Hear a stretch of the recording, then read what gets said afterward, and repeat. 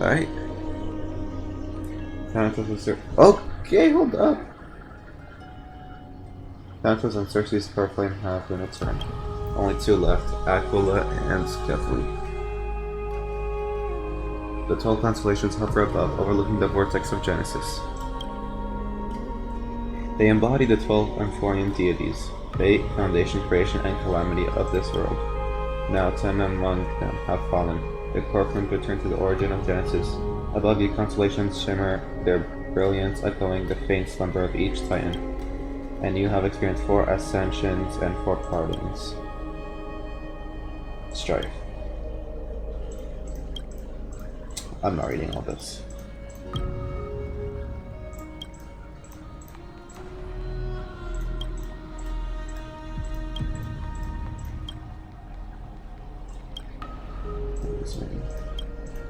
Naxa. And Castris.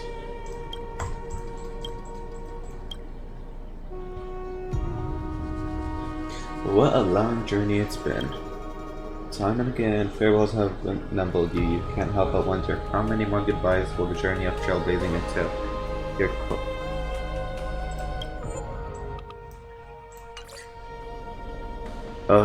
you can't help but wonder, how many more goodbyes will the journey of trailblazing entail? You question whether you'll be able to express each goodbye with heartfelt emotion.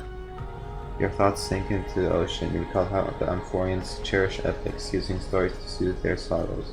Perhaps you should embrace this way to dispel your melancholy and regain your strength. Then let it begin. Countless worlds of adventures surge through your mind. You need only to grasp just one, anchor your creation. Don't be influenced by the noise outside, just focus on the key word in your mind. Pick up the phone, damn it. It is indeed difficult, but I should still cling tightly to your inspiration, weaving heartfelt and elegant verses. Alright, this is an impossible task. Just one glance at your phone. I want to disrupt your thoughts. Or so you tell yourself. Am I done talking? Cypher. Green missing no scientists is your temple proton to Oxford is after another reversal of the recreated come back baby. In the water, a big shiny chest, I can't use organical orb and can't wait for your power. Time is needed now. 70-30 split. 30 for you and 70 for me.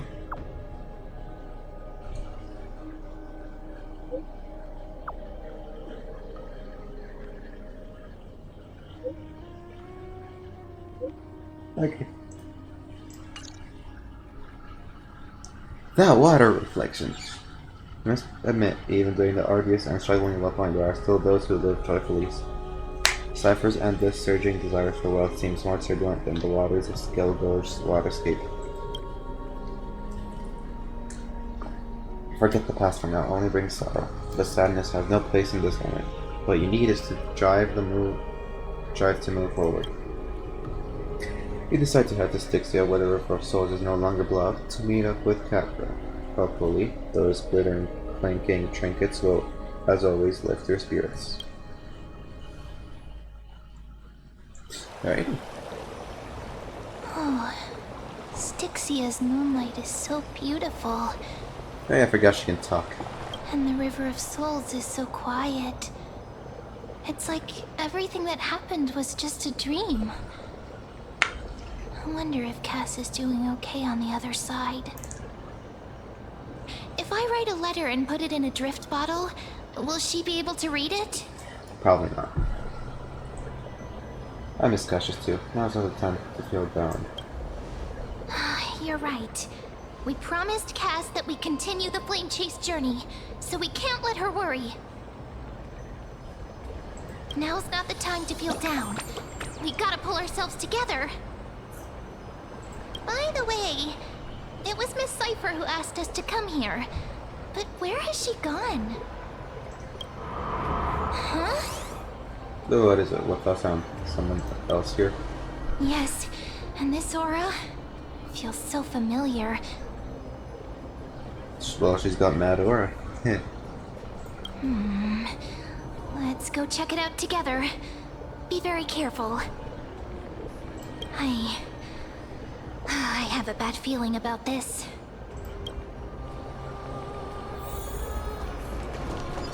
before. The gleam of old blades.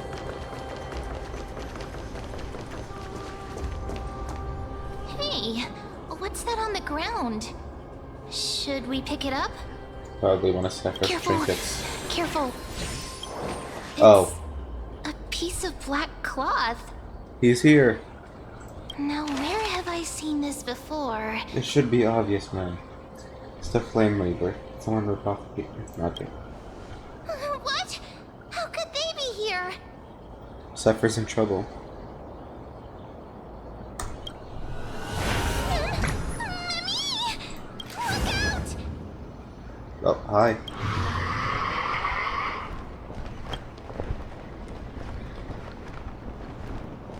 Ma'am, get ready. You want the pink puppy, don't you? Is it finally time for me to bow out? Don't give up just like that! Let's try our best to deal with them for now, and we'll slip into the past with time's power as soon as we can. Doesn't seem like you want to fight us. We all know how this is finding, right? It's literally on the screen right here. The symbol, they're putting it out there. The river of souls Yeah, what about it? is full of fish, big and delicious. Are they really? What? Is he okay? The flame chase journey stops. Could he be trying to stop it to prevent it from doing the cycles over again? Yeah. What? Meow? Is this Cypher? What's happening? Is this meant to be a riddle? The Flame Reaver's gone mad. The end. We already knew about the mad part, but are we still in danger?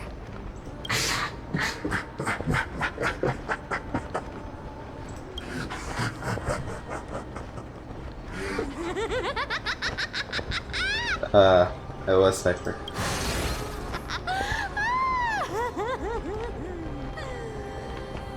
Sorry, I couldn't pass on the chance to give you two a good scare. So it's you, Cypher. What a sober person. Let's leave. The Cypher must be fake too. Run. Ah, don't run! I'm the real Cypher. The real one. Come on, don't be upset. I'm just giving you a kind reminder that Emphorius isn't safe at all. The whole place is full of dangers, including that Swordmaster. Make sure you stay on your toes, no matter where you are. So you're playing both good and bad cop. Well, I ain't grateful for the reminder. I'm so strong that I don't need your reminder. Really? But just a minute ago, that gray hair of yours was all standing up. You were so scared. So, was that a Flame Reaver disguise? Or a magic trick? It looked so real. Is that the power of the trickery demigod? Disguise? No. It's not as simple as that. Let me know. Oh, For oops. example, what did you think when you realized that piece of cloth came from the Flame Reaver's cloak? What did you think when you realized? I don't know. We thought that maybe the Flame Reaver Oh, was yeah. around here somewhere? That's right. And then you heard some footsteps. What did you think when that happened? He was behind us. Well, we thought it must be the Flame Reaver coming this way. Yep, exactly. I just used some hints and, mental suggestions to help you believe in a lie. Lies are what Zagreus is best at. If everyone believes in a lie, then it becomes reality. A power to make lies into reality? That's got all my hair standing up. Nice. Now I know how. Now I know your secret. And you're just telling us everything. I sure love your arrogance, Grey Mystery. The seamstress trusts you for a reason. Someone as honest as you couldn't trick me even if you wanted to. So, there's no harm in telling you. Besides, we still need to team up to go treasure hunting, right? Let's wrap up here. It's time to get going. Alright. About time. Was that your teleslate? Fine. Did you rest well? I came during this account seriously, so I didn't want to make it up any points. I can't stay idle. That was something Aren't you a popular one? But I got to you first, so help me with the treasures, and then I'll send you two to the grove. Why do you need so much money anyway? Curiosity killed the cat, you know. Do you think I'll spend it all? That's so not why I hunt for treasures. Alright, what is it for Don't then? forget, I'm a demigod too. And there's a line reserved for me in that stupid prophecy as well. You shall walk with greed and die over petty change. But I don't believe in that. As long as I keep collecting treasures, then I won't need to care about petty change. And as long as I don't hurt other people when I get what I want, I won't be walking with greed. Right? Isn't that simple? So, as long as I not keep going down this path, all those predestined prophecies and fates will never catch up to me. That was a long speech. I'm getting thirsty at this rate. The treasures of Styxia aren't gonna float up on their own. Come on, Gray Mystery. Show me what the authority of time can do. Alright.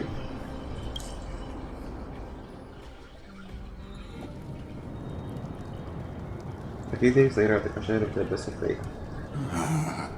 So, this is the car of the Astral Express you've spoken of. My repository of memories has been enriched with another fascinating piece of information. Thank you for leading me here, Lord Donham. Don't touch my shit. Come on. I'm surprised a council of elders like yourself will be willing to journey so far to inspect the Express. Archimans hold wisdom and knowledge in high esteem. If the citizens knew of your origins, I'm sure more would be intrigued by the Trailblaze.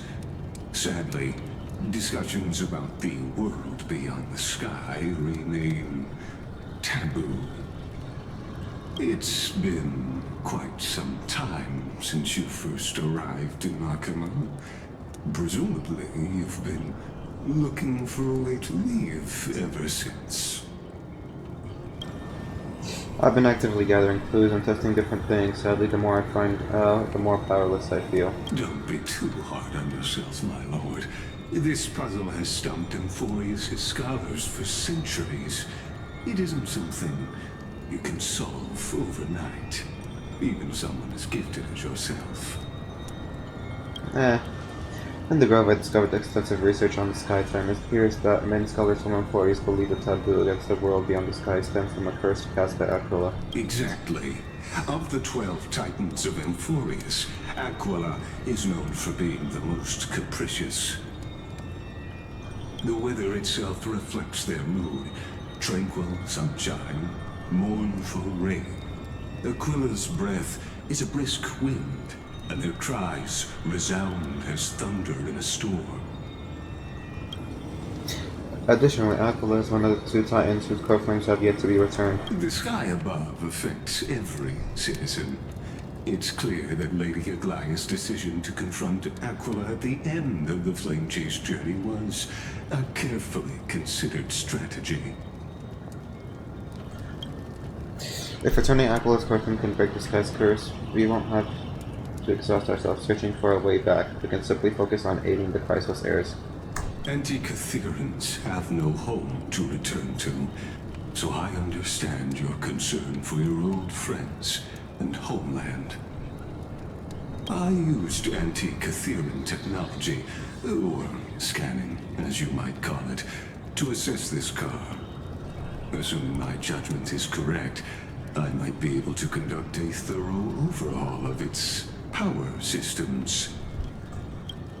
Really? But Of course, that's only if you, my lord, permit me to interact with it. not right now. By all means, please proceed. Fuck you, Don. But be careful, expressive thrusters are extremely delicate. You honor me with your trust. I will be very careful.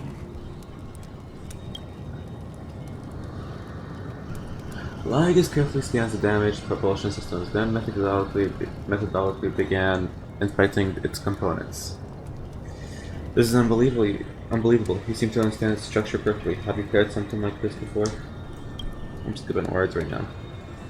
Not exactly, but we anti-Catherians are inherently sensitive to machinery. Carefully endowed our kind with a unique advantage for analyzing and learning. If you give me some time, I might be able to fully restore this damaged car to its former glory. Then you and your esteemed companion could set off on your return journey sooner. But isn't the real issue with Aquila?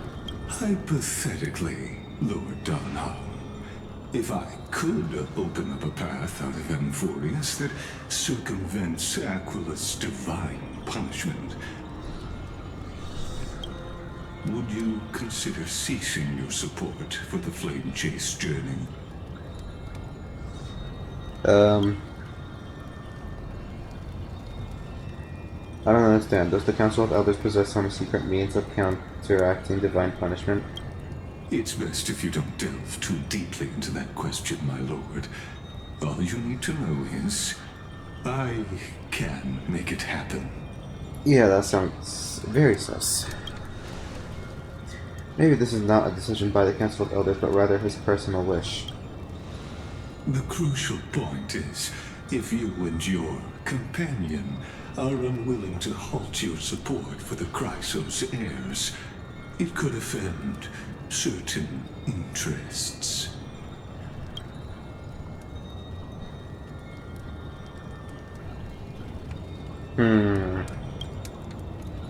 Forgive me, Lord Lygus, but I must be frank. When visiting Dawncloud, I reviewed the records of many council elders. Among them, only your background was nearly blank. I'd like to accept your goodwill, but given such a mysterious background and motives, anyone cautious would have doubts. Your prudence impresses me, just as expected.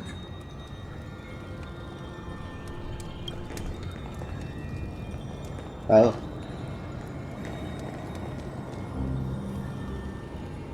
Are these people? Is this a trap? Is that why you accompanied me here? Please don't misunderstand, Lord Donham. As the Theoros, I have no allegiance to their plans, nor am I obliged to obstruct them. I am neutral. Donhan, kill them. Out of respect for you, I hope to offer a peaceful solution to ensure the safety of you and your companion.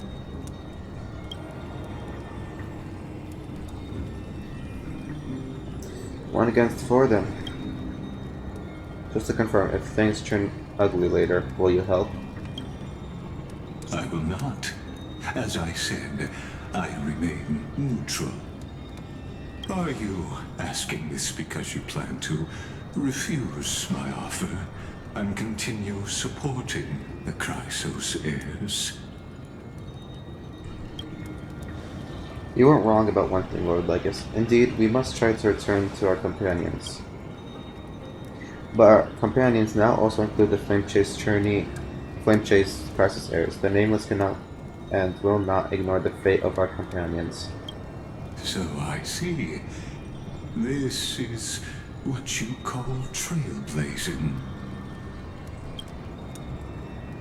When I asked if you'd help, I meant the ones who needed help are them. Kill him, Dan Hung. He's your blue dragon. Whoa.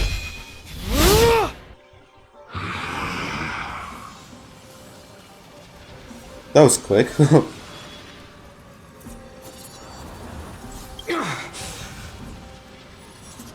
have such overwhelming powers. Ow. Why? Sorry about that. I bumped into the table. Meow. Answer me. Why do you stand in her way? Why do you want to take the core flames?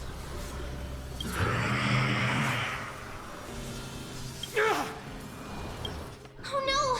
He can't hold on anymore! Huh, what? That was quick. Get back here, friend!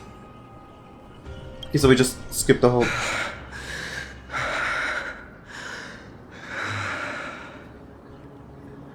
Oh, he's clearing the MOC. I'm Are kidding. you okay? I'm okay. I can handle that kind of hit now. But a few months ago, that would have knocked me out. Always keeping me on edge. If I had passed out, that would have been it. Thanks for worrying, buddy. Thanks for the help. To face Aquila and other potential threats, I must sharpen myself with the most aggressive methods. Even so, it's impressive you thought of this training method. Battling the phantoms of the past in the River of Time? It's just like the hyperbolic time sanctum that the bards describe. Oh, he was clearing an MOC. Okay. It's working pretty well, wouldn't you say? But combat isn't just about strength and skill. You also need the right weapon. Compared to that guy's weapon, mine feels like I'm swinging a lump of iron. I can't tell you how many swords I've gone through since the training began. Why not get the cartoonist to help? Wait, training. Don't worry, I've already arranged that. Of course I need him. I asked him to make a suitable divine weapon for me. It's a little embarrassing to say this, but in order to help me, he deliberately turned down all other business. Oh, Cartonis is part of this flame chase journey after all. Full of energy. Oh. Thinking about how he's been recently, maybe you're right.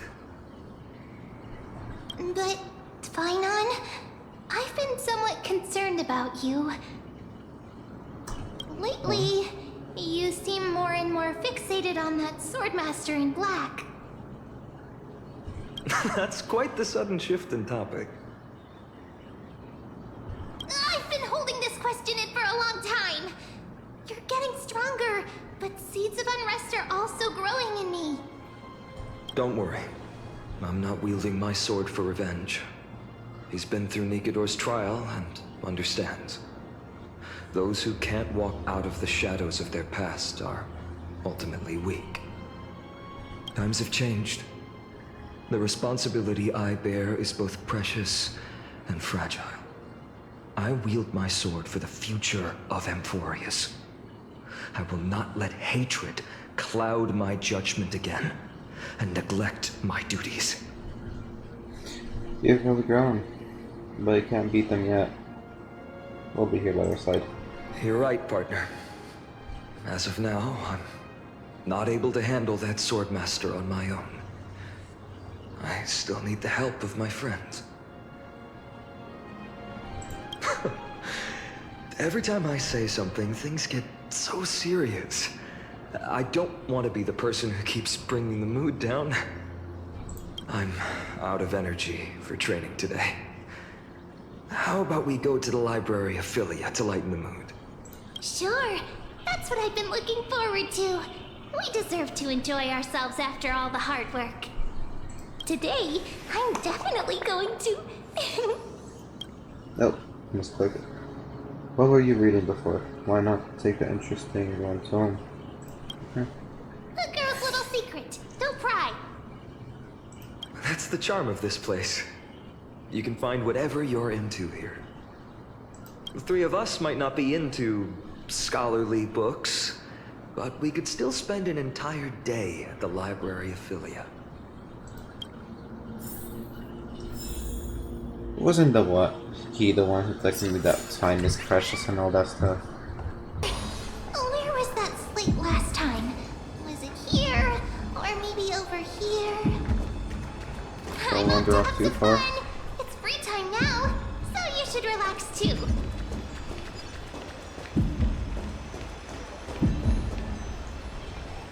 Over the past few months, you've come here more than once. That heartbeat is killing me. You've come here more than once, fishing out that small piece of essence from the ocean of knowledge that best suits your tastes. You're quite relieved that Don Hong isn't around. No one will be there to judge your reading tastes. The scroll at hand shows a line of small text. Non-standard reading material. Please return it to its origin place after borrowing. Don't let any growth professor discover it. 10 exclamation marks. It seems that the scholars of the Grove of Mr. Provan academic discussion haven't forgotten their little hobbies. So which reading material will you pursue? Game? Forbidden Love, The Tree of Life. They're all options. At least don't listen to that heartbeat. Shall we read or shall we? Okay, that seems like way too much.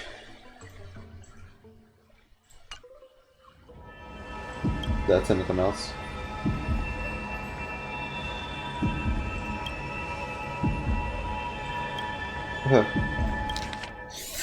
I'm gonna read this, however. Rushing out of the dust that had settled on him, he adjusted his terror and stood firm, facing the giant eagle in an intense standoff.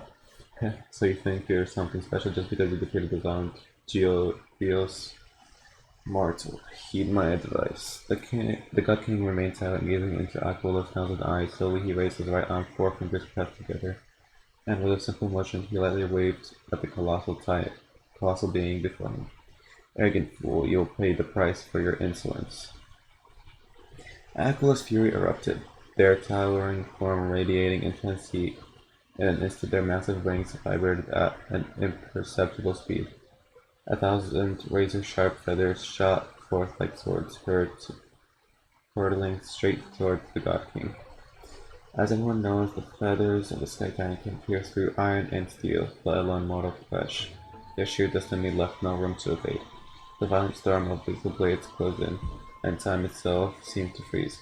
Aglaea enhanced their reflexes, predicting the movements of this arrogant bloody thief before him. Noticing the God King shifting his stance, Aglaea mused. He had only 2 choices. He could push off the ground to evade left or right, or stand firm and brace for impact, but either way it would be futile. The feathered blades would shift with the wind, altering their trajectory. No matter how swift his movements, they would follow him relentlessly. But who could have predicted the God King never intended to dodge? He pushed forward instead, seizing the first incoming feather blade between 2 fingers. With a swift turn, he carved his power through the air and hurled it back at a supersonic speed. The feather blade curved with the wind, piercing deep into the storm without the slightest deviation. It collided tip to tip with another razor-sharp steel feather. Ding! The deflected feather veered to the side upon impact, colliding with other further altering their trajectories. Ding! The sharp clashing of feathers rang out in a regular rhythm. Chain reaction unfolding until the forces meet to the front of the feather staring harmlessly into the air. With a single seized feather, the God King had nullified the entire storm of blade like wings. Aglaea was shocked. How could a mere mortal possess such divine skill? Yet, as being of the Ancestors, did not allow themselves to be shaken, seizing the moment as they scattered feathers, carved with vision. They swiftly dropped down their claws, sharp as a steel greatsword, aiming to end the battle in a single decisive strike. Boom. Jesus, I'm halfway through. I'm not reading it out loud, but I'm gonna read it.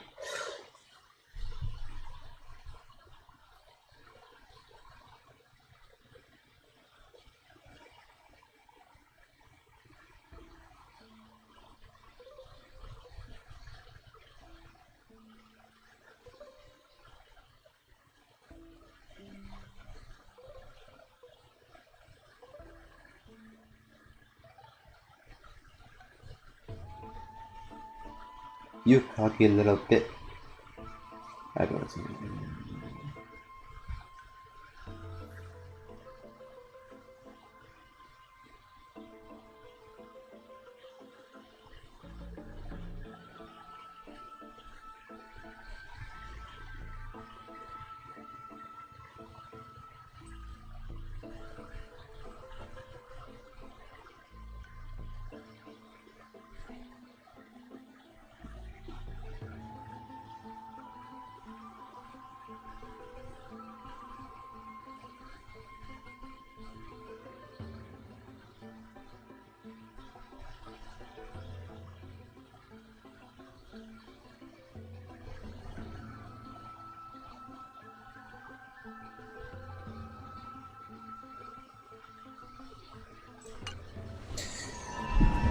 Invigorating literature, your favorite. Well, this article leaves you feeling empowered as if you're the author's one-punch god incarnate. Sky Titan Aquila? That's nothing.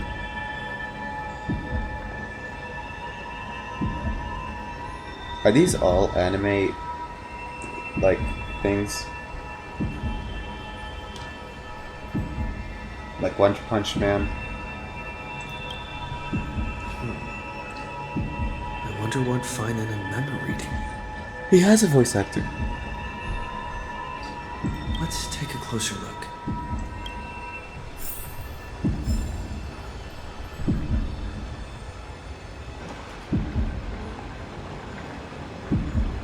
Okay, so the optional is fine. Oh,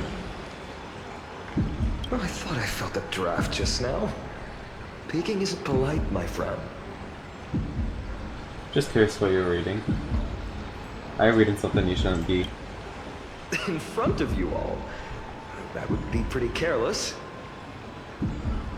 Here, look, I'm reading this. Antiques Appraisal. How to Make a Fortune. I know how. In your dreams. Oh, I really don't want to say this, but I kind of do. Your comments cut deep. It's tough to find a good comeback.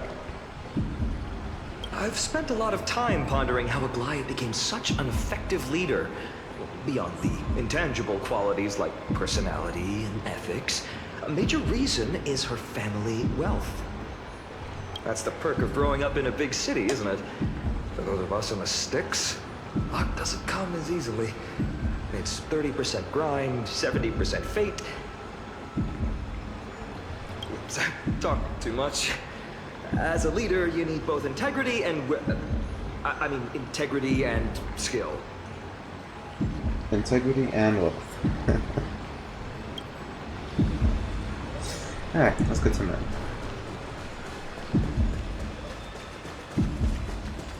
Frame 4. Observe.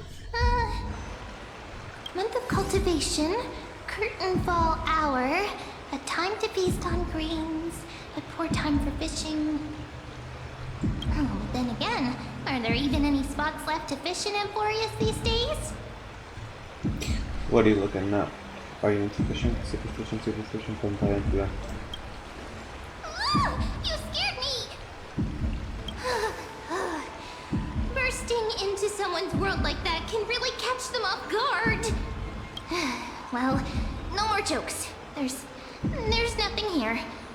I'll go look elsewhere. Something's odd about Mem. What are they flipping through?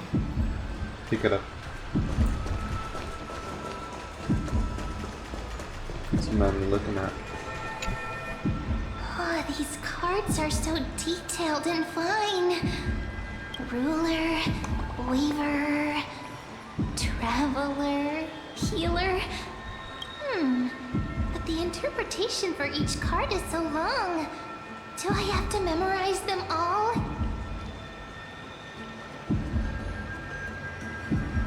Yes. What are you looking at? Ruler? Yeah, what are you looking at? What a coincidence! We meet again. Guess we're fated to be together, huh? Oh, she's not hiding. She's not really trying to hide what she's hiding. But you your day. Every day is joyful. So suspicious. Not like their usual self.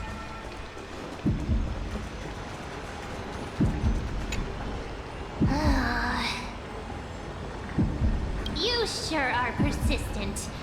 Alright, alright. I'm totally helpless against your charm. What are you guys chatting about? Is this the Amphorius Divination Compendium? Why are you here too? Sorry, seeing you two chasing each other around, I suddenly found my book not that appealing anymore. Never thought Mem would be into divination. But it's not exactly a niche hobby, so why all the secrecy? I wanted to set up a surprise. Master it in secret and give you all a shock. But getting caught halfway through, it's only natural I'd feel shy. A girl's heart is more delicate than Aquila's ever-changing moods. A surprise, huh? Someone else used to tell me the same. She was really good at stargazing and divination, especially with cards. Yeah, just like the ones you're looking at. Is that Cyrene? And you must be pretty familiar with all sorts of divination techniques with a friend like that. Their friend is not here anymore. No, I know nothing about it. I've never really believed in using cards or bones to predict the future. Bones. If the good omens foretold by divination were true, my hometown, Heidi's Elysiae, wouldn't have disappeared. Don't forget, we've got Lady Trina. Every other form of divination is just smoke and mirrors or cleverly rehearsed tricks compared to her flawless prophecies. It should be approached with a critical eye. To me, divination could be a power that guides our spirits. They always cast a shadow in front of us, clouding our view of the future. That's why people turn to divination. It's just to find a small reason to give them courage to face the unknown. You've really thought about this, haven't you? What if divination predicted something bad? Divination is only meaningful when there are both good and bad outcomes. Even bad omens serve as guidance. They can help keep us alert, right? True. Strange. That person I knew used to say similar things. Looking back, whenever she interpreted a card for me, I couldn't help but feel uneasy. Even though I never believed in the outcomes. Maybe it was her tone. She could paint a complete fantasy so vividly, it utterly captivated me as a child. Right, I still carry a card she once used. Do you want to see it? Is it Deliverer? Oh, wow! It's so exquisite! I'd love to have a card like that. Oh! Oh, now that you mention it, yes. It would be even better if it were made of, say, crystal. Speaking of which, partner, there's something I haven't shared with you all. Remember our first trip to the Temple of the Three Fates? The riddle that Orynyx posed to us? What was it? Oh. A squirrel? Who's there? Oh. It's them. You are... Assassin, save me. Nice cosplay. These folks are up to no good. Black clothing. Masks decorated with golden blood.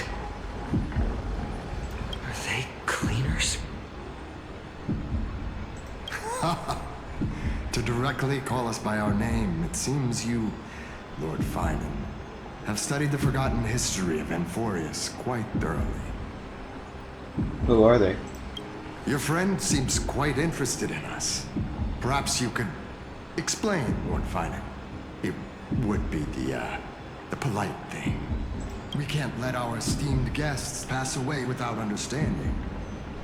During the Chrysos War, to combat the Chrysos heirs, several cities formed an underground assassin squad called the Cleaners. Their task was to erase anyone with golden blood from existence. Assassination, poisoning, political persecution. They would do anything to achieve their objective. Well, this historical perspective seems biased, glossing over the Chrysos heirs' abuse of divine powers and their blatant initiation of war in order to defame our predecessors. Could you disclose the name of the author behind this popular legend, Lord Finan? I'd hate for the innocent children of Akama to be tainted by such slanted narratives. You should have stayed buried in the dust of history. The Citizens' Assembly has once again legitimized the mission of the Chrysos heirs. But as for you, not one citizen would cast their vote for you. Executioners lurking in the shadows. Could their leader be the Flame Reaver? What does it matter? We've long since stopped expecting to be understood. People have become too accustomed to peace, and they've forgotten the disasters that arose from allowing generations of the Chrysos heirs to rule. Complete nonsense. Did you really travel all the way to the Grove just to have an argument? I enjoy dealing with people as straightforward as you, Lord Finan. You've probably figured out why we've come before you. Just a handful of you here. Who do you think you're fighting? Why they came before him? So they know about the Flame Chase journey before the prophecy was let out. Keep your cool, partner. They've come out of the shadows, which suggests they have something up their sleeves. Alright, let's hear it. What are you hiding? But watch your language and don't say anything you might regret. My shoulders might be sore and my sword a tad dull, but it's still enough to slice off your tongues.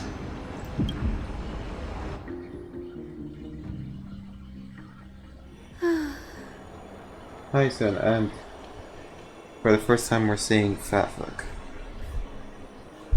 How's it going, Cinny? This place fits, doesn't it? Cindy? Great, now I forgot her name.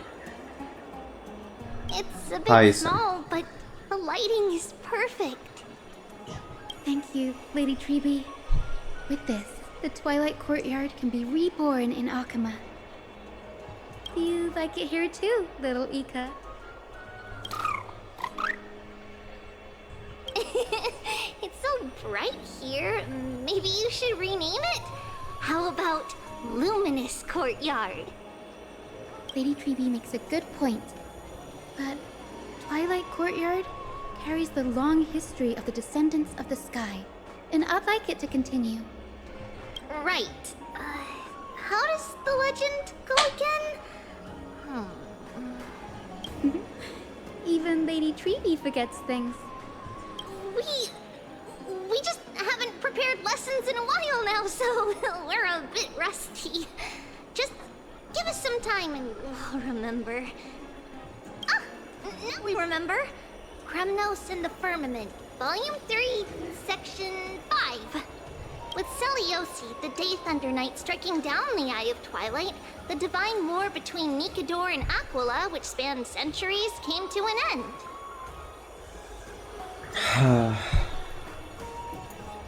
So, was it the knight that flicked the feather back from the passage we read?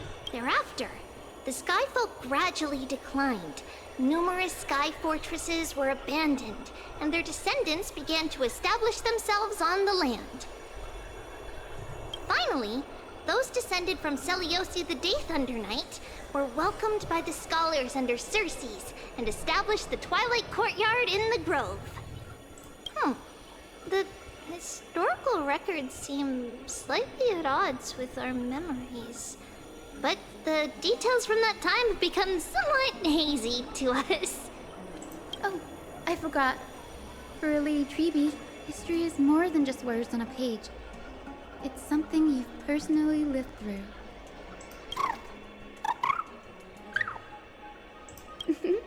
Little Ika loves listening to the stories from the legends. I'm sure you're also imagining one day you'll be as awe-inspiring as the winged beasts by Celiosi's side. That day will come. I believe it. Just keep growing. Lord Crediros?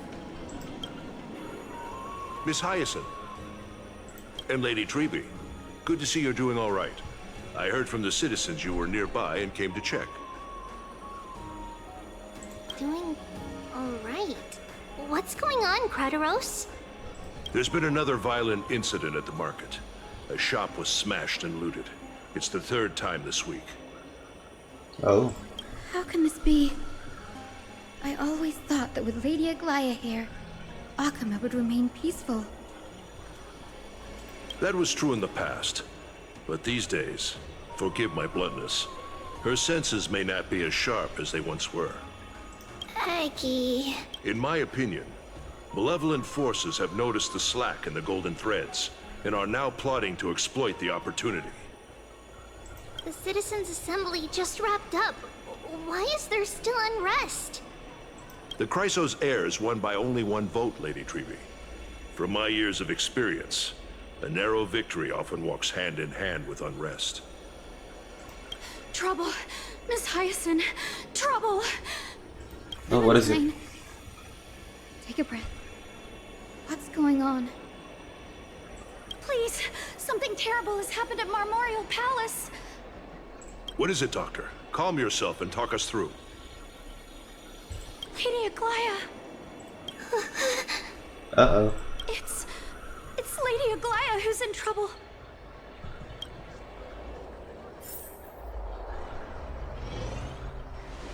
Moment to go in the Memorial Palace.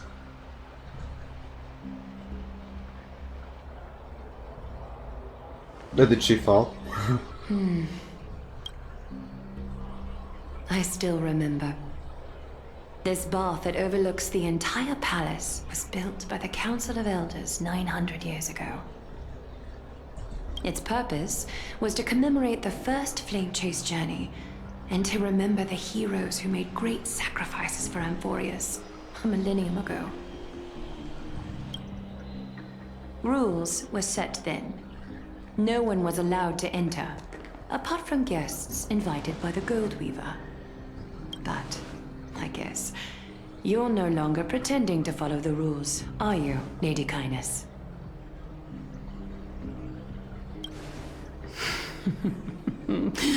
Aglaea. You ageless witch, hiding behind a divine facade to deceive mortals. We've been far too kind with you. Kind? There's no need to use such a word to cover up your incompetence. Anaxagoras humiliated all of you before the citizens. If you still had any shred of shame, you'd throw yourselves from Dawn Cloud at the curtainfall hour to salvage the last fragments of your dignity. Demigod, why not gaze into the water's reflection and see the wretched face you wear now? These days you're not only blind, but also deaf. The cleaners were born for this moment. When all orders, rules, and laws fail to restrain you, it's time for the dagger to pass judgment. If you're in such a hurry, give it a try. Going toe-to-toe with a demigod? We're not that foolish. The dagger isn't at your throat, but...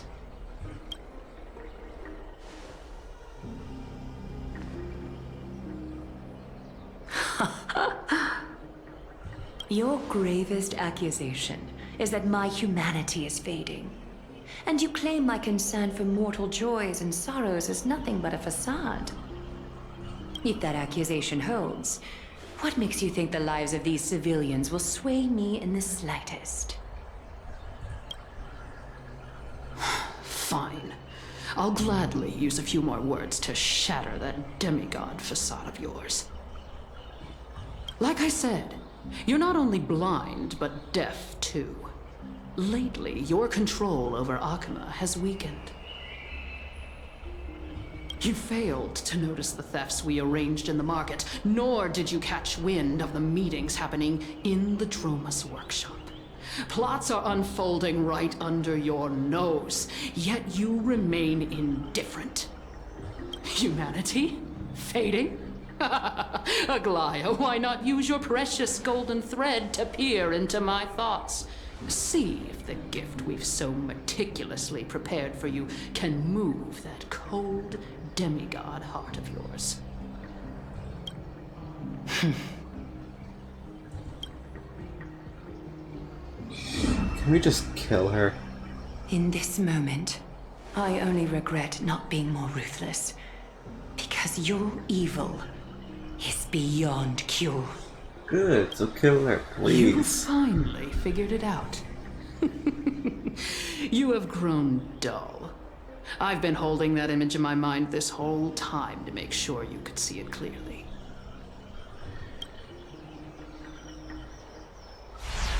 I want you to have this knucklebone talisman, Big Sis. I hope it brings you luck every day and keeps you safe from bullies. That girl who can't speak or hear. What if she accidentally lost her eyes too?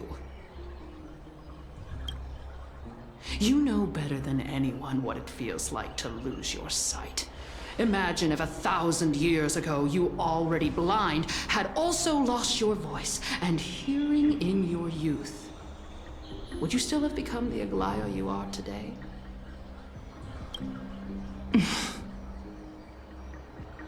Look at those broken, pleading eyes. How disappointing. We overestimated your cunning. If this plan fails, we still have dozens of splendid parting gifts prepared. Demigod, would you like to hear about them?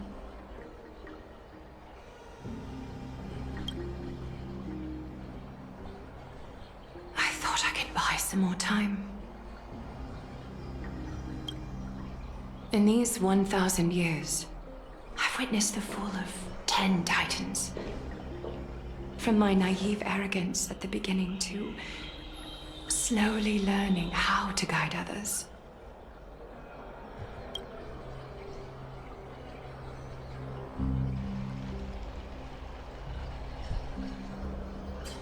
Now, it's time to let go. I should be grateful. Grateful that I've reached this moment. To let my departure become a path for others to follow.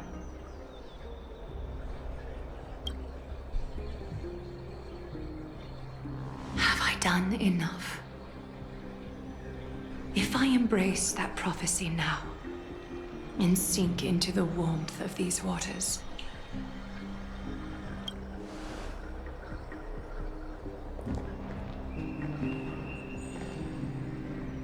will the wandering wind stop to mourn me, Cyphra?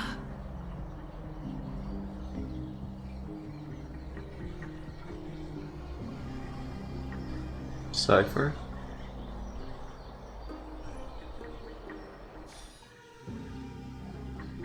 Ah. A millennium ago at Memorial Market. Seamstress! I've come as promised. Look at this box full of gold and silver treasures. I bet there's stuff here you've never seen. Come on! As we agreed, I want to buy the most valuable clothes you have. Little thief! You've got some nerve, barging into my shop dressed in those tattered rags. What have you brought? Let me see. Here, take a look. only the finest goods. See the sapphire? It's even more blue than Fagusa's eyes.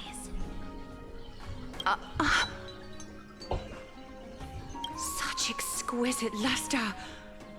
I've only seen an ocean's tear of this quality in my mother's treasury. Wait, you've seen one before. And here I thought I'd leave you speechless. What a letdown. It's just an old memory. My family estate all burned to ashes long ago. This workshop is what I built from scratch.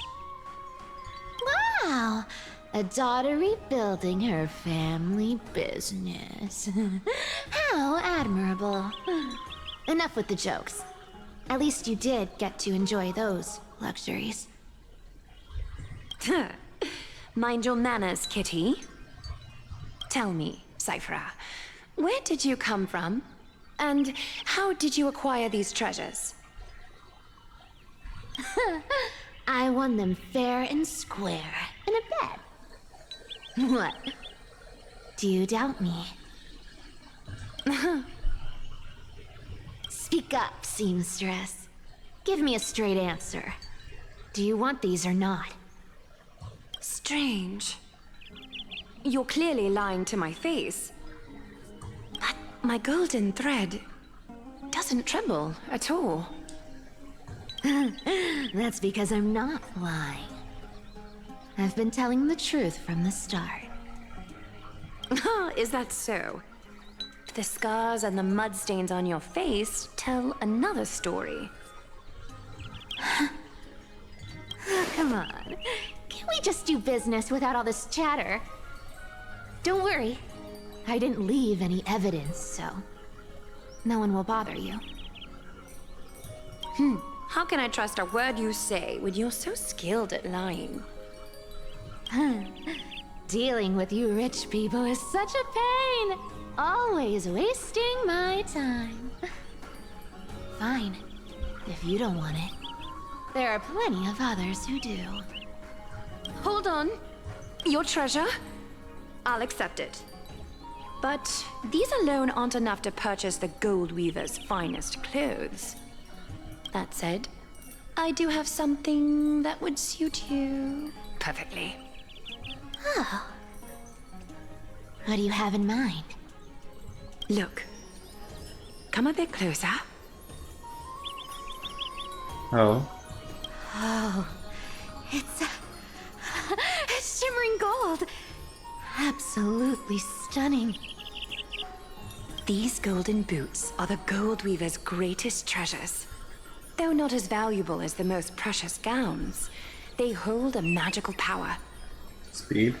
Legend has it that Zagreus blessed these boots, allowing anyone who wears them to move swiftly and silently. Put them on, Cyphera. Then don't get caught again. A face as lovely as yours deserves better protection. You rich folks just love sticking your noses in everything, don't you? Well, I'm taking these now, so don't get any second thoughts.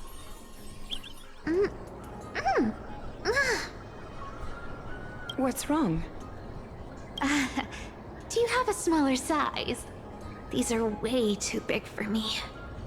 Well, I suppose you'll have to grow into them. Fake! Fake! Do you have to interrupt me in the middle of my story? Fake? What's fake?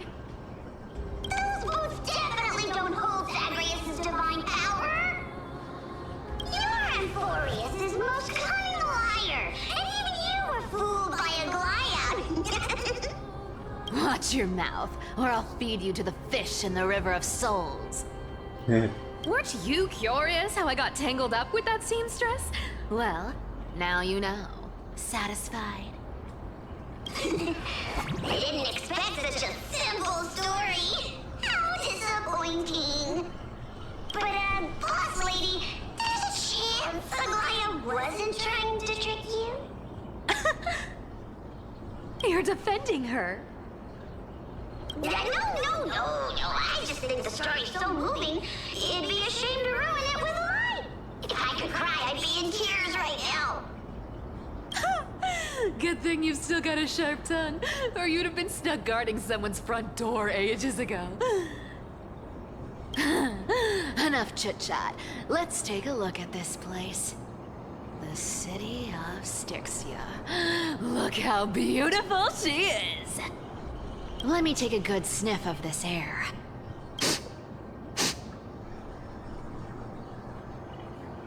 Alright. Okay. This air, it's filled with the scent of treasure everywhere. Wonderful! Just wonderful. Okay. Thanks to Castorus and Grey Mystery, the ancient city's barrier was finally dispelled. Now that I think about it, helping them was well worth it. Time for treasure hunting, Barto! Lead the way, and whatever we find, we'll split 80-20. Well, I have a suggestion. How about 70-30 instead? Listen closely. Do you hear that? The gnawfish in the River of Souls are growling with hunger. 80-20 it is. How generous you are, boss lady Cypher. Anyway, what's with all this water? It's damp, cold, and miserable here. I hate it. Ooh, the mighty demigod of trickery. Uneasy around water.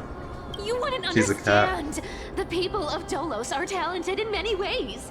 Just, not in swimming. Why don't we have a race? Long distance, sprint, or laps? Take your pick. What's got you so worked up? Relax. Who would have thought the fearless Lady Cypher was afraid of water? Cats hate getting wet. What's so hard to understand about that? Now, hurry up and figure out a way across, or I might have to reconsider our split. Don't rush me. Let me take a look around. Got it. Let's use that thing. Come on, follow me, boss lady. Not a good imitation. I'll play along. Let's see where this goes, Bartolos. Tell me, how did you hunt for treasure when I wasn't around, boss lady? I get to use Cypher, let's go. Trying to trick me into saying something. Not a chance. You're as sharp as ever. Hey. Now replace her with coffee. Remove and add.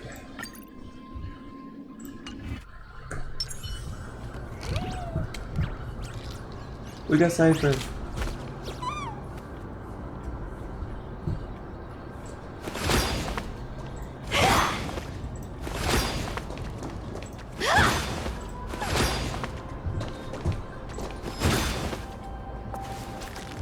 Oh.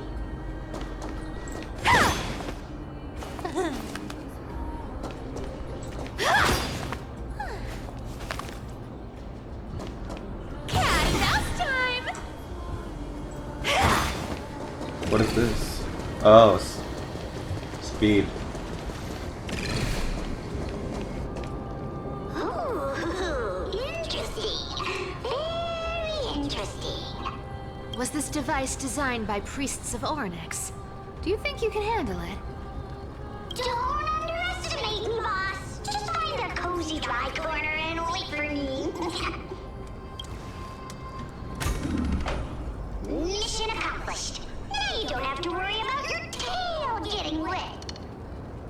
Not bad, but just a warning. If this thing fails while we're halfway through the water... Don't worry, trust me. For that sweet 20% cut of the loot, I'll make sure you're taken care of. Huh. This feels truly magical. When did you pick up this trick? Self-taught.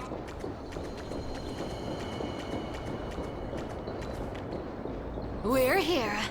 Can we turn off this spotlight now? It's really blinding. No problem. Just use the device over there to shut it off. Oops.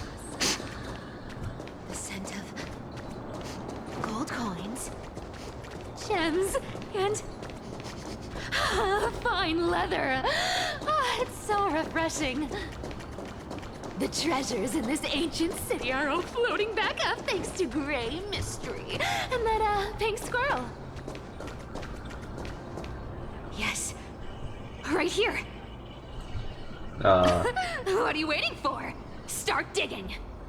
Roger that. Watch me.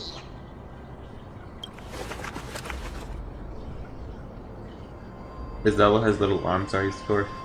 Wow! That's a huge chest. Move over. I want to open it myself. Wow, wow. A massive haul. Unbelievable. It's hard to imagine the kind of luxurious life the people of Styxia once led. As expected for a realm of Fagusa's disciples. This entire chest is filled with ornaments made from ocean's tears. Here, take this. See if it suits you. Thanks for the gift, boss. Much appreciated. Look at the clarity of this purple crystal. It matches my skin tone perfectly. Oh, safer, safer. You truly have the most refined taste of all thieves and employees. Let me try this on. Huh? Where is my treasure? What happened? How long have we known each other? I can't believe you still fall for this. This is... How could I have forgotten about this? Our belief is true, and a lie becomes reality. What a convenient ability. The demigod of trickery's divine gift. Far more practical than any golden thread or teleporter. All right, enough fooling around. Here's the real thing. Lead the way. Cipher rules! I've already pinpointed the next trove of treasure! Starting navigation. Boss lady, we're set to make a fortune this time! Got any plans on how to spend it? Of course. Spend nothing. Have you forgotten my silly prophecy? Whoa! Isn't that like... Once activated, this thing makes a racket that can be heard for miles. It's just too stupid.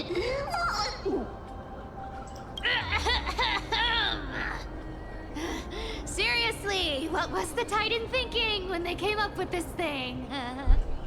Hey! If you don't want the trickery to be exposed, you'd better start by keeping your mouth shut. What do you say? Oh, what is it? Boss lady, you're absolutely right. I'll be careful with my words.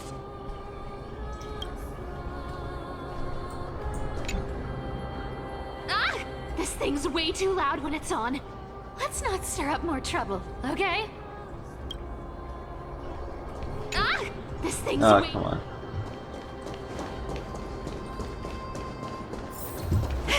Oops. Here we go round the river of souls. Spirit thief goes, spirit thief goes. Ah! What are you even singing? You're totally off. There's a big guy guarding this place. Yay! Oh, okay. Look at its face. Oh my, how could something be so ugly? Okay. Yeah, so ugly. Ugly enough to make even me, a little imp without a digestive system, feel nauseous. If that ugly brute messes up my face, even the stoic Talantin might end up shedding a tear. Indeed, that would be heartbreaking. Clearly running away is the sensible choice. So, how about you take the front? I'll attack from the side. Right. Fleeing fits a rogue nature. Huh? Uh-oh. It smells of money. Okay, let's see. I weep for the departed.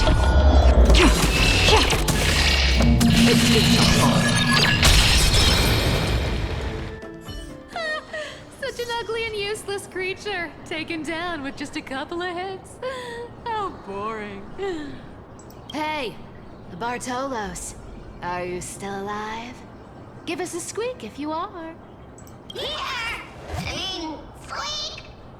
Look at you, all shaken up. Can't handle even this bit of action. Should be safe here now. Get to work. Aye, aye, boss lady Cypher.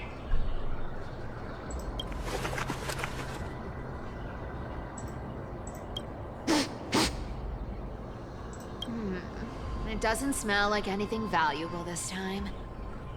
Since we've already dug it up, let's open it and see. Huh. Is this? Oh.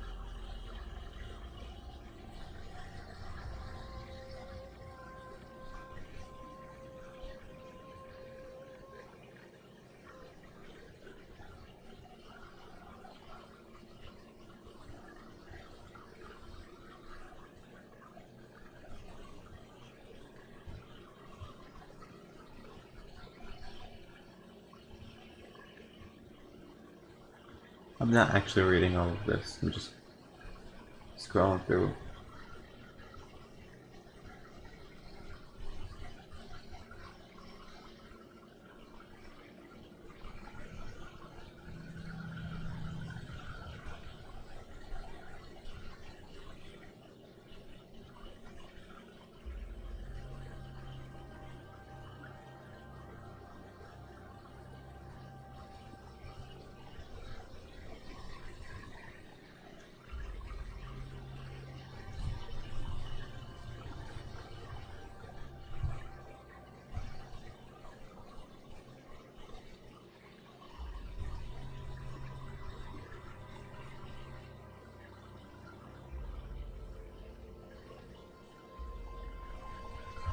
Okay. Ooh, this looks tragic.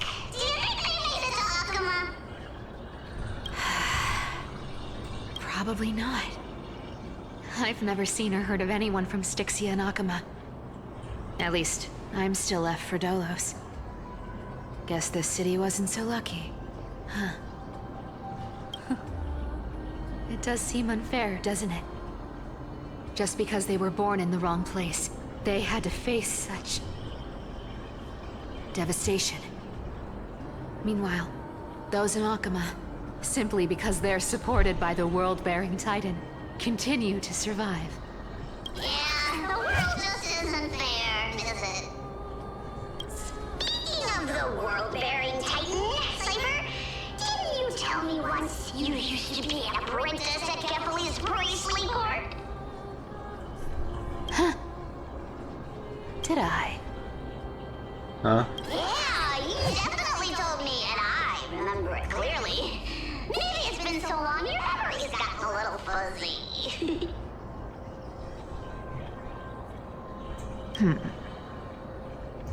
Oh, right. I did tell you.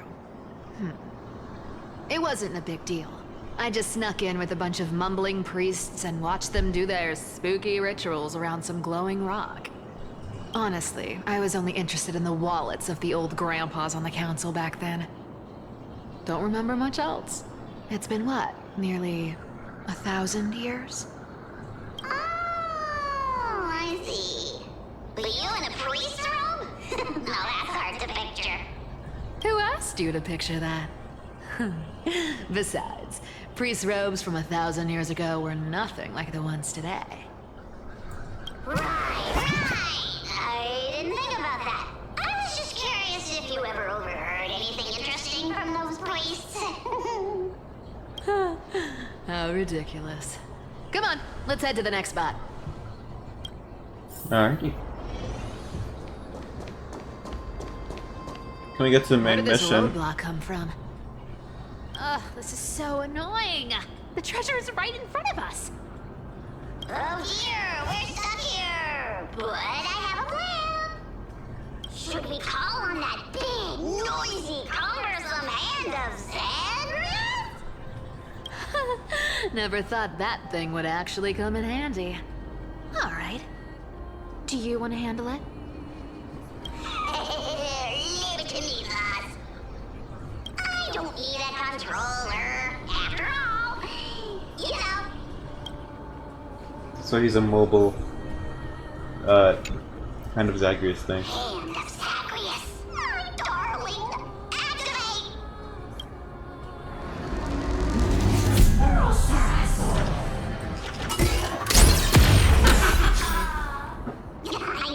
Looks like a charm. Not bad. However, I still don't see how this ties into trickery. Let's go to the next room. Hey, slow down. That question you asked me earlier. I think I just remembered something. Oh? What did I ask? You know, that question. The one you specifically asked me. Right after we dug up the second chest. Forgive me, boss lady, but have you been under a lot of stress lately? I didn't ask anything. You must have imagined it. Is he? What's it called? Gaslighting? Oh. Is that so? I could have forgotten. Maybe you're right. I have been a little on edge lately. I need to relax. All right, let's move on to the next treasure trove.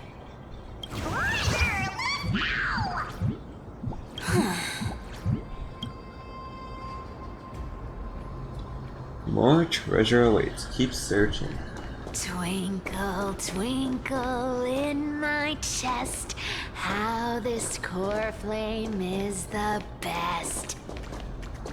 Wow, when it comes to singing, I still sound better than you, boss. Go beyond all time and space on the journey of flame change.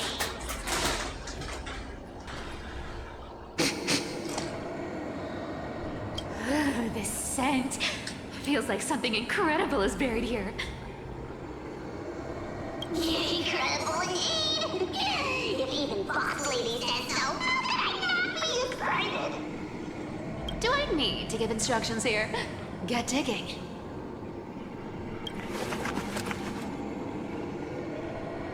Alright. What? A puzzle. Oh, isn't this a golden scapegoat? Interesting.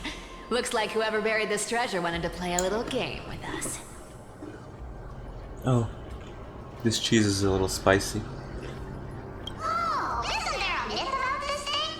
Those who feared fire became sheep. Those who did not became human. Sheep, humans, whatever. All I know is unlocking this gets us treasure. Here. This honor's all yours. Puzzles and tricks are right up my alley. Just leave it all alone me.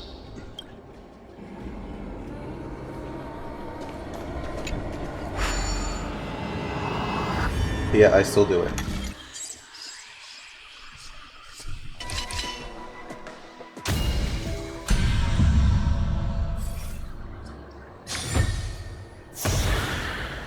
They should have made it harder. Told you, nothing can stop me. Cyber, it's your turn now. Stop! Stay there, and don't turn around. Huh? What do you mean? Oh, he turned around. I told you, don't move.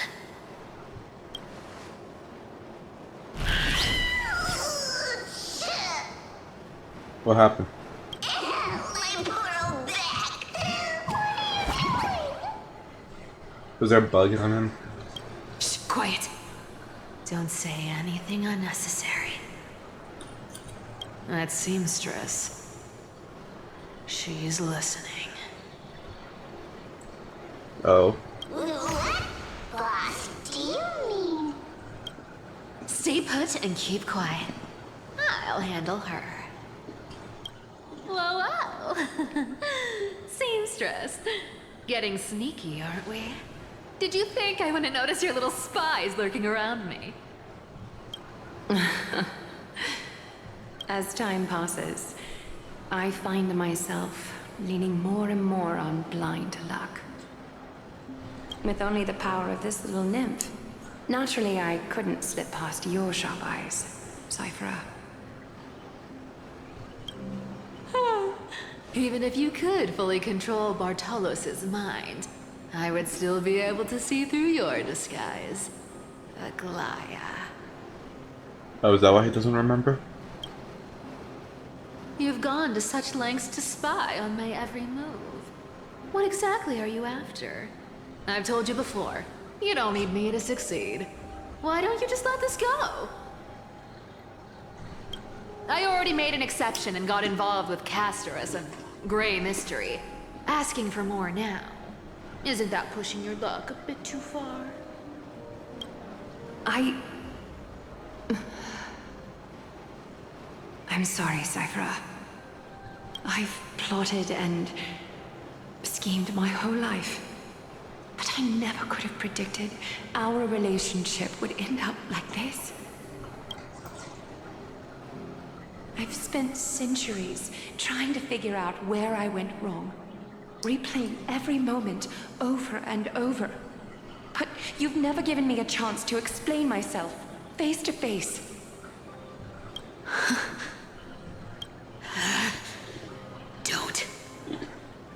Don't talk to me like that. You know I can't take it.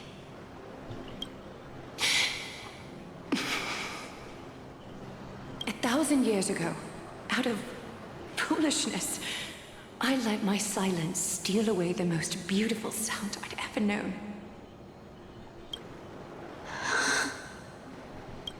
My silence. What?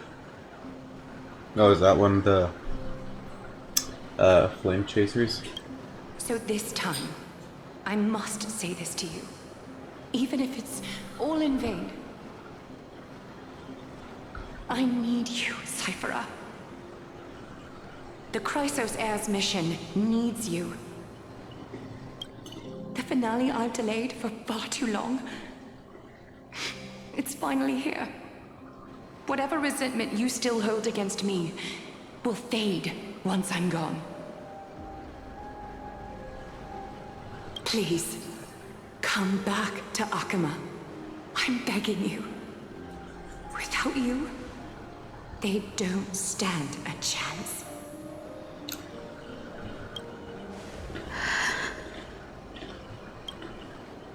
I'll think about it, seamstress. But stop watching me. Unless you want to lose me for good. Don't worry. As much as I'd love to hear your voice again, to see your face, it seems that chance will never come. Goodbye, Cyphera. Uh-oh.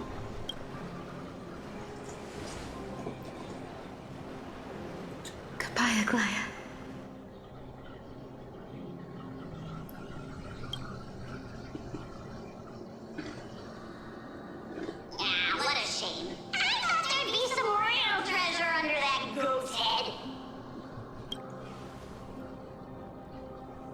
Turns out, everything in that chest was soaked in water from the River of Souls.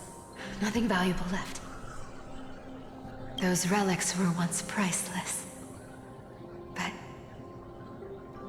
time has eroded away all that they once were. Aww, hearing that from you makes it sound so sad. Wait, why am I getting all sentimental? I haven't even processed what just happened. That horrible woman. Where is she? Oh! If you see her, let her know this. As demigods, we can't avoid our duties forever. Could it have been back then when... Do you remember now? Looks like you don't need me to jog your memory. She must have slipped that nymph into your pocket while you were distracted. Don't underestimate that bug. It's every bit as dangerous as the seamstress's golden thread. Let your guard down for even a second, and it might take over. Make you spill secrets you'd never share otherwise. Whoa! That's like some brainwashing monster straight out of the Black Tide! Creepy boss, how did you realize something was wrong? I'm curious, what exactly did that nymph make me say? Actually, it gave itself away very early on. Speaking of the world-bearing titan, Cypher, didn't you tell me once you used to be an apprentice at Kefali's priestly court? We've been partners in crime for 1,000 years. We've talked about everything there is to talk about. Except for that one experience at Dawncloud. I absolutely wouldn't have shared that with anyone. But, boss lady, there's a chance Aglaea wasn't trying to trick you? And as far as I know, the embodiment of trickery despises that golden thread which forces people to speak the truth. You'd never defend Aglaea. Isn't that right, Zagreus? You have a terrifyingly sharp mind. Uh-oh. After all, I'm the only one in the world who knows you're still alive. To make sure you survive the Titan trial, I had to fool the entire world. Huh.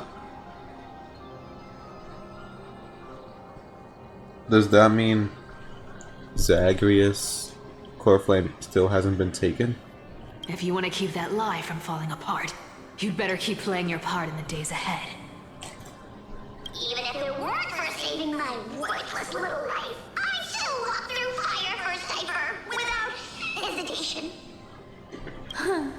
You may have been reduced to this form, but you still haven't lost your way with words.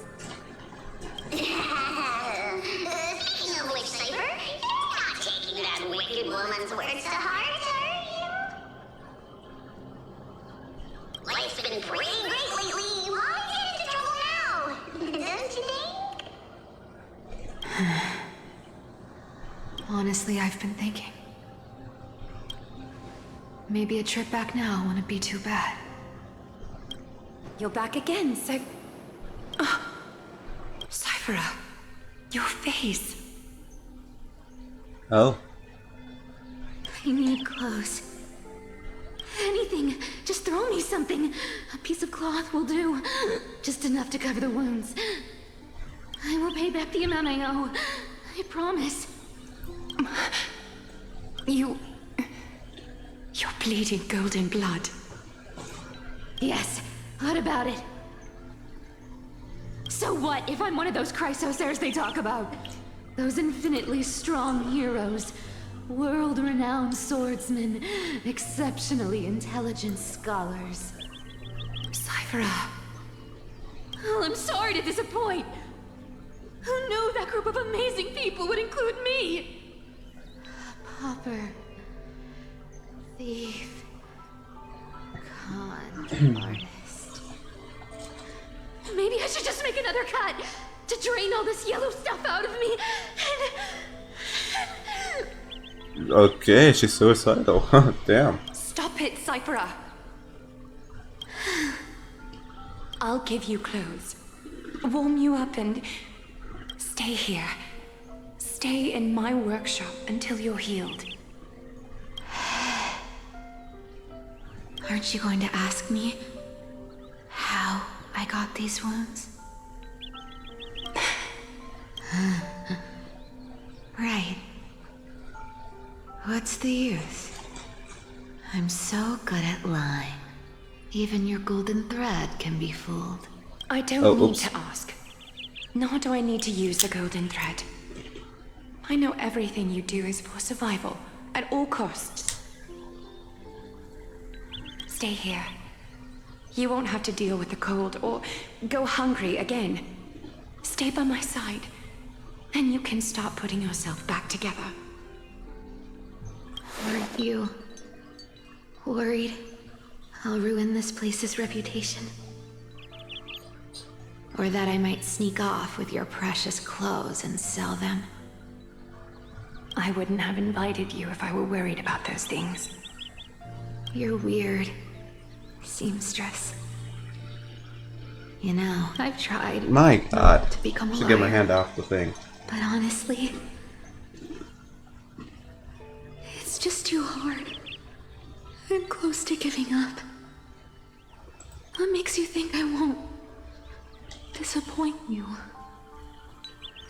Because I can feel it.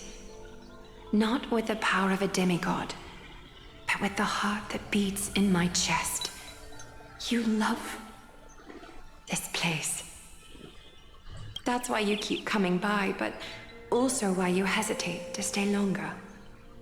You worry you'll tarnish the Gold Weaver name. After taking over Nestia's divine authority, I became used to letting the golden thread distinguish sincerity from falsehood. However, the mission I need to complete requires me to learn to trust and rely on my heart. Cyphera, you're an honest thing I've given to this world. And also a challenge the world has given to me. Stay here with me. You have a beautiful face that deserves better than to be covered in scars and grime.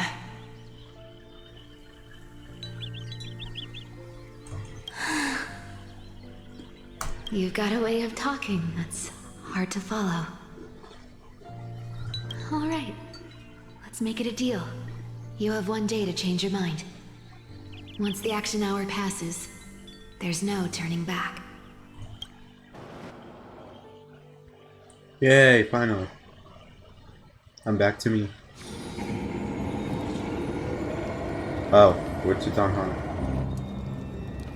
These folks in black are not responding to provocations, nor do they seem intent on fighting.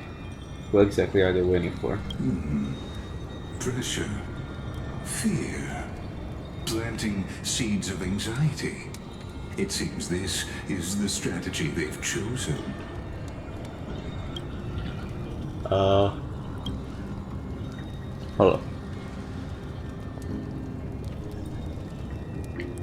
An organization that sees it as their mission to eradicate the Chrysos heirs.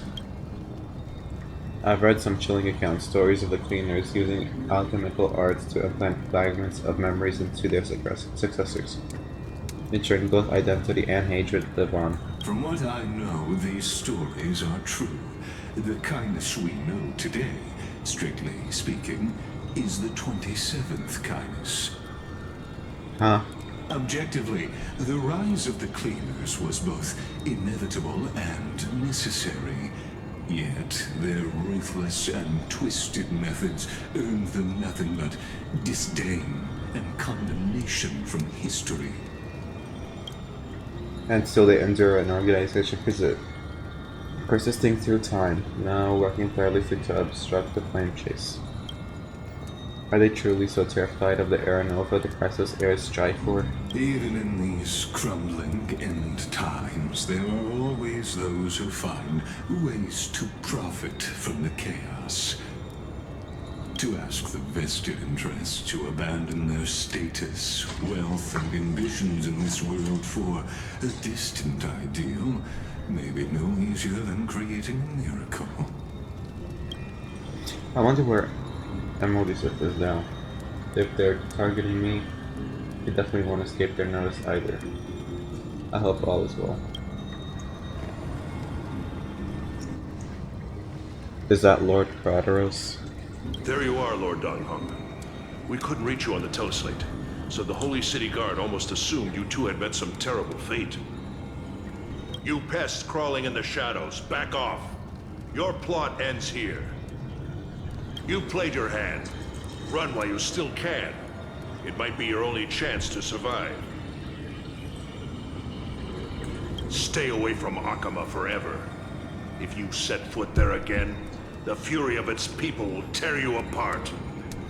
Because Aglaea is dead, and in the eyes of the Holy City citizens, her blood is on your hands. Uh-oh.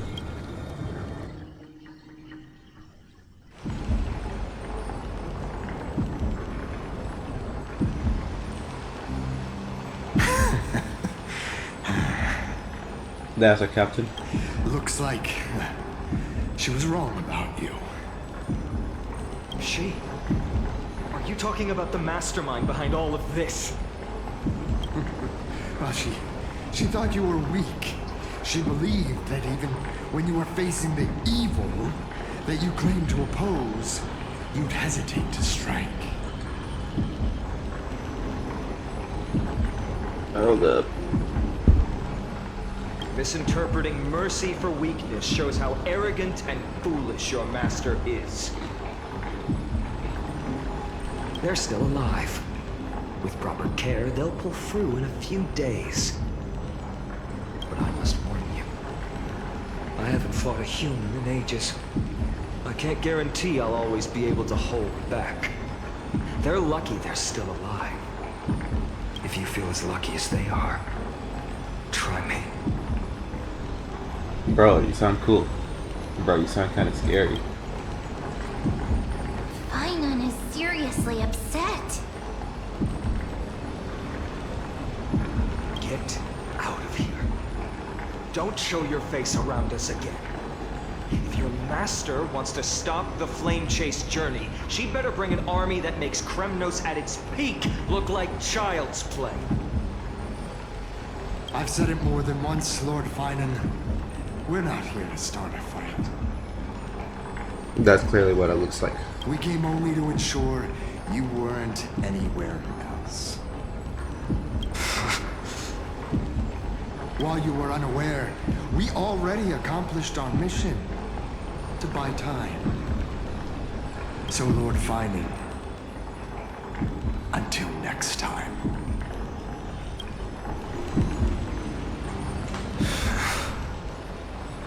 Are you okay? I'm fine. Anyone who uses innocent lives as bargaining chips has gone too far. But they were after a cracker of air. I guess the opposition within the Council of Elders is still desperately fighting to obstruct the flame chase. If the conspiracy is exposed, they'll be hunted down in the Holy City like rats with nowhere to run, no matter where they hide. My teleslate.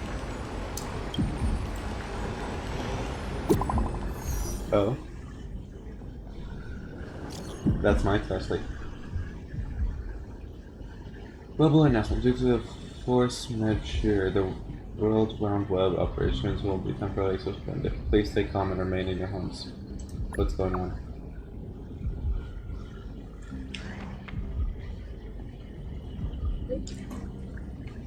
Local guardian, golden thread enabled for emergency internal communication only. Critical for deceased. Please return to the Holy City at once. I know it's hard to believe it. Congrats. On my way. Oh, how'd Finon deal with this? Is this blasted? Those guys. Was it those guys doing? But how could they possibly? Stay could just be one of her schemes. I won't believe it until I see it for myself. Fainan, what should we do now? Go back at once. Stay on course. I'll contact Treeby and ask her to keep the citizens calm. We'll hurry back to Akima as fast as possible and assess the situation in the city. If we run into any enemies along the way, Kill him. I won't be merciful this time.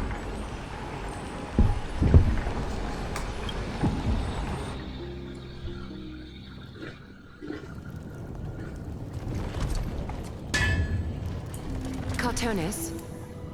Oh? You're forging a sword for Fainan, aren't you? I haven't seen you wield the hammer in so long. I couldn't help but be entranced by the sight. You, Aglaea. In this form, you come to me. It means... That's right. At this moment, my physical form is already shattered. My journey as a human in this world has come to an end. It's time to fulfill our pact. Of course. The pact I haven't forgotten. The thing I entrusted to you. Do you still have it? Far too plain this vessel is. Not worthy of you. Do you still insist? I insist. Over the past 1,000 years, every piece of fabric I've worked with has been tainted by my cold divinity. It's made me hate their colors, texture, and scent. This ornament stands apart. It was a gift from a child. She was pure and kind. I often wished my childhood could have been like hers. Is it the death one? How to say goodbye to everyone? Have you already planned? I'm afraid there's no such detailed plan this time. I deeply regret not being able to say farewell to them, one by one. The moment has come. My departure will give them one less thing to worry about. This parting gift should help ease the regret of such a sudden goodbye. Invented for the Titans, Kremnos' soul-forging technology was. Though divinity it retains, filtered out, the remnants of humanity will be. Is that what you want, Aglaea? You've confirmed this with me repeatedly. Yes, Cartonis. I need you to do this for me. Condense my divinity into this ornament. It might still be useful in the future to help them complete their mission. Selfless until the end. Envy that child, there's no need to. Already lived a grand life your humanity has.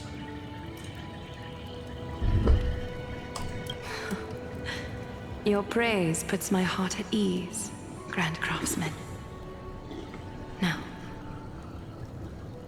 please, take me through the last tempering that fate has to offer.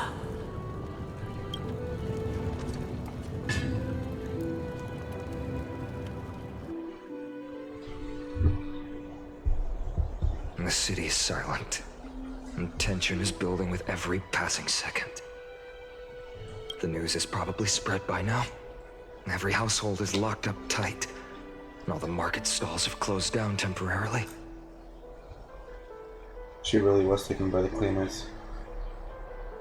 Something about this feels like a scheme. I hope so.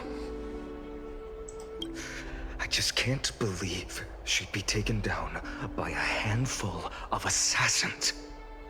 If this is all part of a larger plan, Treeby must know something. She just couldn't say it in the message.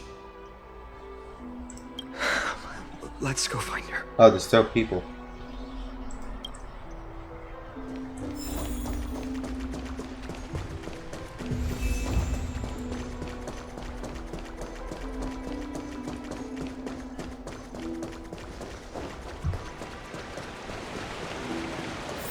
Danhong came back before us.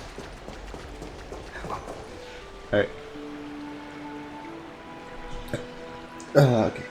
You're back. How's everything? No injuries, I hope? Don't worry. The cleaners didn't lay a hand on us. Lord Kratos, were you in the city when it happened? What exactly went down? Regrettably, no one knows the details of that moment. Eyewitnesses only saw... It's fine. Just tell me. Eyewitnesses at the Memorial Palace saw Aglaea fall from the Chrysos air bath. Oh, God. She showed no signs of life by the time the Holy City guards approached to check. They were too afraid to jump to conclusions. After all, she was a demigod who lived for over 1,000 years, the leader of the Chrysos heirs. Most citizens of the city believed that death couldn't touch her. She was pierced through the heart by a uniquely crafted dagger. I saw it for myself. It's one of the weapons carried by the cleaners. Why didn't they go after us? She really was assassinated. No, that doesn't make sense. Still doesn't believe it. The ones who appeared in the grove and those who confronted Danhong in the Abyss didn't immediately resort to violence. They were just watching and trying to intimidate. They didn't have any reason nor the courage to attack Aglaea. Perhaps It was kindness. Speculating badly won't help. Let's go find Lady Treby, as she understands Aglaea's mind. I'll stay here to lead the guards and maintain order. Find out what happened, but don't take too long. With Aglaea gone, someone has to take her place and lead Akama. Also, Miss Hyacinth was the one who declared Aglaea dead. You might want to speak with her. Thank you, Lord Kratos.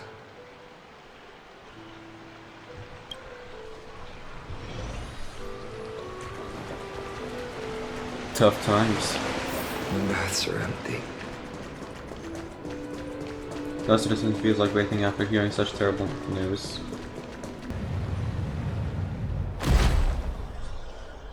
Hyacinth. You're back. We heard from Kratos. Are you alright? I'm fine.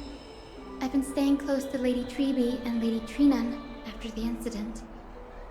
It's great that you could come back so quickly. They need someone with them now. How are the two of them holding up? Not well. After all, we witnessed Lady Aglaea's last moments.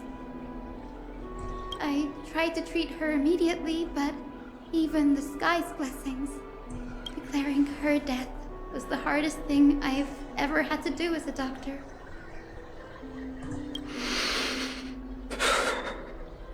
Lord Finan, don't push yourself. You're carrying a heavier burden now. Please, don't fall. It's fine.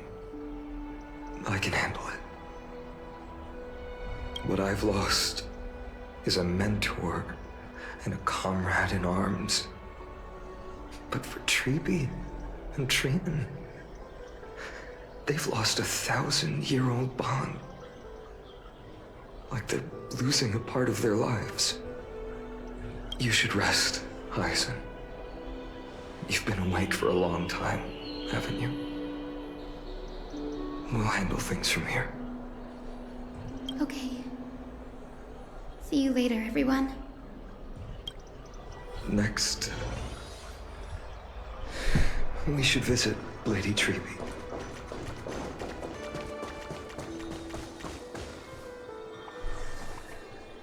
Snowy, Little Gray. You're back. Lady Treby, Snowy, don't. Please don't apologize to us. You went to the Grove to prepare yourself for the threats to Akama. You didn't do anything wrong, so don't be hard on yourself. We were always by Aggie's side throughout this long journey, so we understood her thoughts better than anyone. She knew she wouldn't see the end of the Flame Chase journey, yet she gave everything without hesitation. Come on. For the future of everyone. That's what they said. I know what Aglaea expected of me. Right now, the last thing Akama needs is a leader wallowing in self-pity. The scroll over there was entrusted to us by Aggie. She instructed us to hand it over to you when the time was right. I think now's the right time.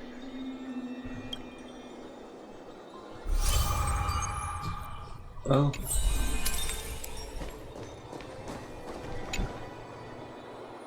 Bainan, my humble student, my trusted colleague.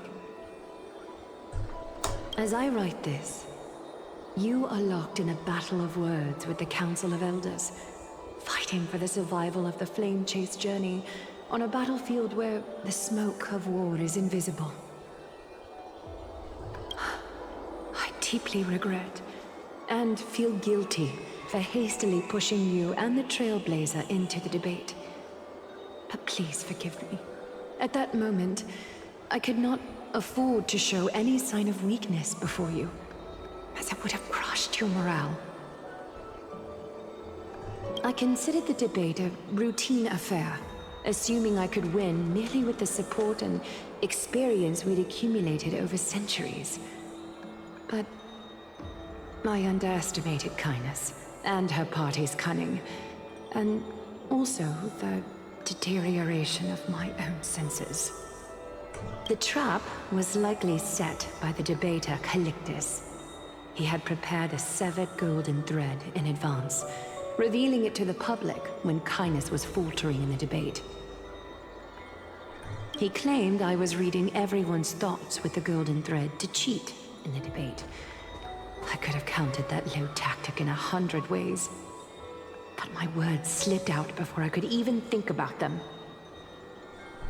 With deceitful scoundrels like you in the crowd, I have no choice but to rely on the golden thread to keep watch over everything in this holy city. You can imagine the reaction that comment provoked. At that moment, I felt my time was running short. The divinity in this body might be eternal, but that is not the essence of me. I am a daughter of humanity, born of my mother, and I will die as a human. Realizing that my humanity was fading, I began to plan my exit. What kind of departure would not waste such a belated death? I have yet to find the ideal answer. But I knew I couldn't simply fade away in my sleep like anyone else. The serpents have always lurked in the darkness, terrified of their heads being cut off by the golden thread. If my departure were to be calm and uneventful, it would only lead to a swarm of those serpents emerging from their nests. Regrettably, a peaceful death is a luxury I cannot afford. I must feign weakness deliberately to make those serpents lose patience and act rashly. Just as they think they've struck and sunk their fangs into my heels, that's when I'll strike back, igniting the final blaze to burn away the threats hidden in the shadows. The blaze soaring into the sky might sow fear and confusion, but I have no worries about people losing their way. After all, Akama still has you to guide them, Vinan. You're not perfect, Finan. I've witnessed your confusion, recklessness, and deep sensitivity, dawn after dawn. The heavy burdens of your past have always weighed you down, inflicting deep pain. Yet, in your way, you are perfect. You embrace everyone's imperfections, always ready to find the precious qualities hidden beneath their rough exteriors. Unconditionally. That might be what sets our Sky Father Kefili apart from other deities. They recognize the imperfections in their creations, yet still choose to shine their light on them, offering protection with unconditional love. Finan, while you zealously pursued strife, believing it to be your destined path, from the very beginning, my thoughts have never changed. You are the destined world-bearer of Amphorius, the gate to Amphorius's future. Go, complete the flame-chased journey of the prophecy, ignite the stars, and inspire hope in the hearts of humanity. I will be waiting at the end of the West Wind, looking forward to the miracle you will create.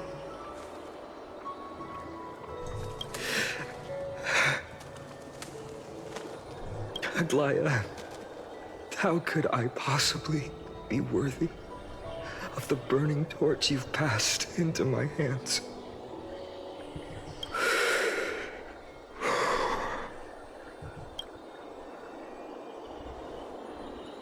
Dalang, can you do me a favor? Whatever I can help with, just say the word. Please deliver a message to Lord Crateros. Have him gather the Holy City guards and the Kremnoans to spread the word from door to door. At the lucid hour tomorrow, Finan will speak at the Marmorial Palace. Urge everyone who has concerns about the Holy City's future and the Flame Chase journey to attend this gathering. Tell them Aglaea has left Amphorius the seeds of hope. Understood. Thank you. It's been a harrowing day for everyone. Please make sure to rest well and collect your thoughts. I need to prepare.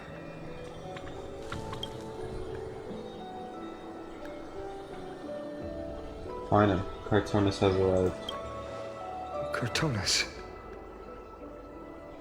What brings you to Marmorial Palace? I planned to get everything settled before coming to see you. Is there something urgent, Cartonus? How are you holding up, I wanted to see. Better than I expected, you seem. There's no room for doubt anymore. It's time to take action and show everyone that the leadership of the Chrysos heirs is still strong.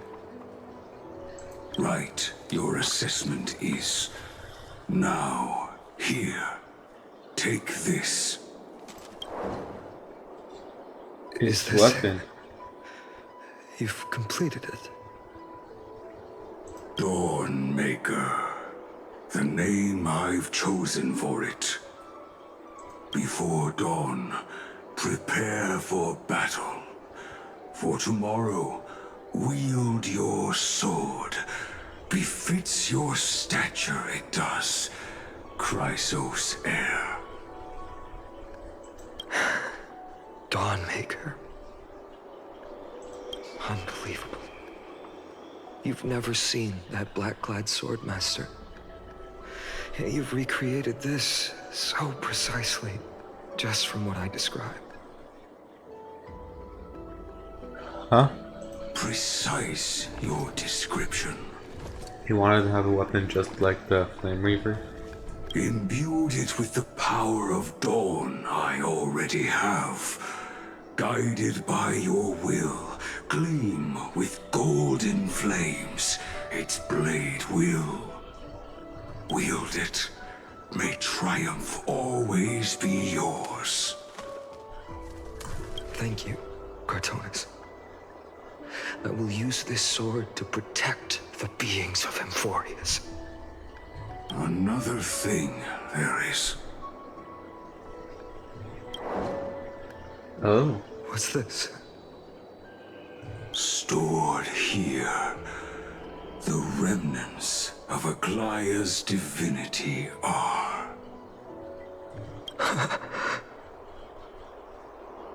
This was her commission.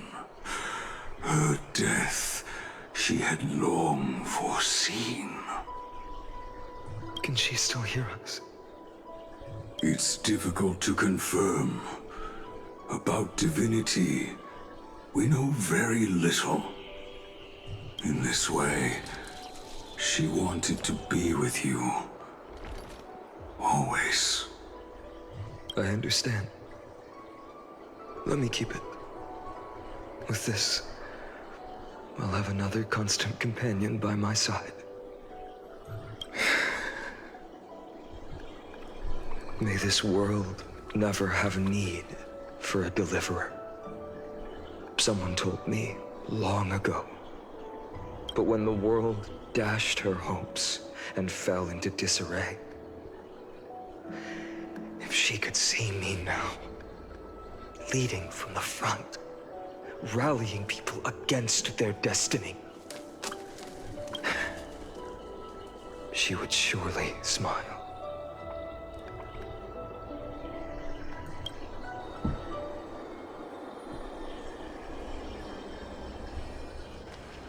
Got music. Oh.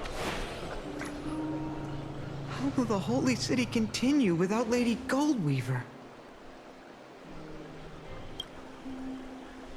Look! Lord Finan is here.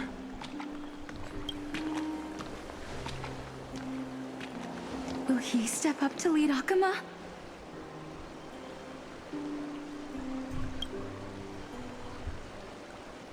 Not long ago, I spoke at the Citizens' Assembly at Dawncloud.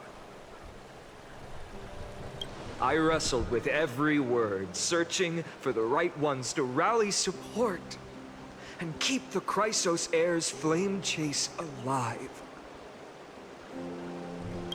In the end, I remembered a lesson from one of my teachers. In battles where words are weapons, outrage and blind passion often overpower reason. I followed his strategy. I painted my opponents as nothing more than pests, tore apart their character, and laid out their crimes. The strategy worked.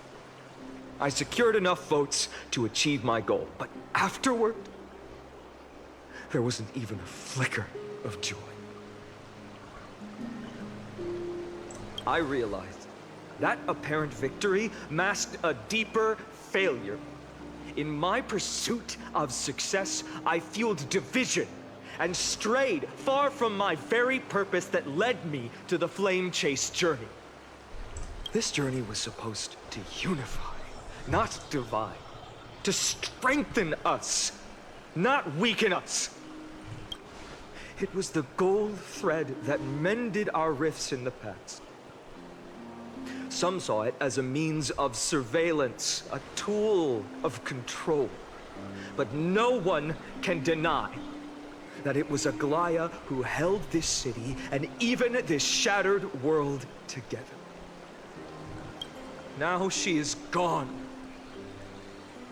Yes, as you have heard, the demigod Aglaea, who guarded the holy city for a millennium, has indeed fallen.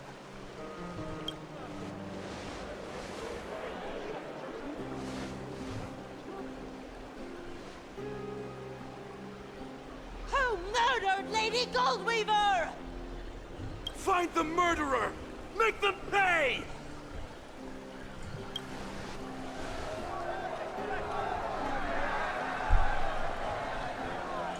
I felt the same as all of you initially. I wanted to stand here beside you, to condemn the sinners, to discuss retribution, and to see justice brought down upon them. But my perspective has changed.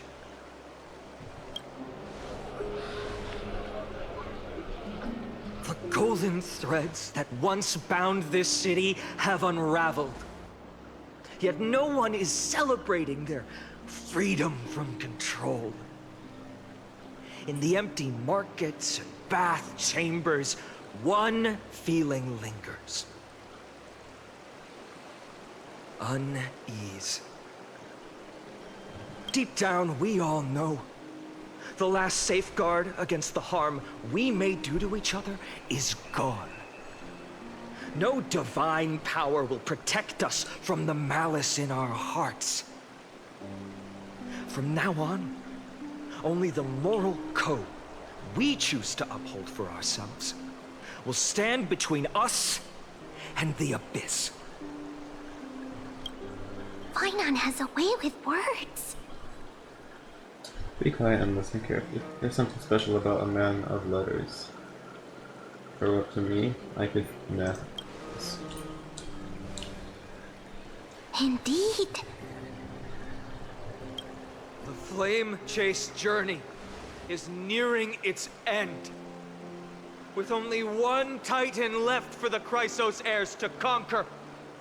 Aquila! Before I rise to the skies, I challenge you. Cast out the shadows and malice within your hearts.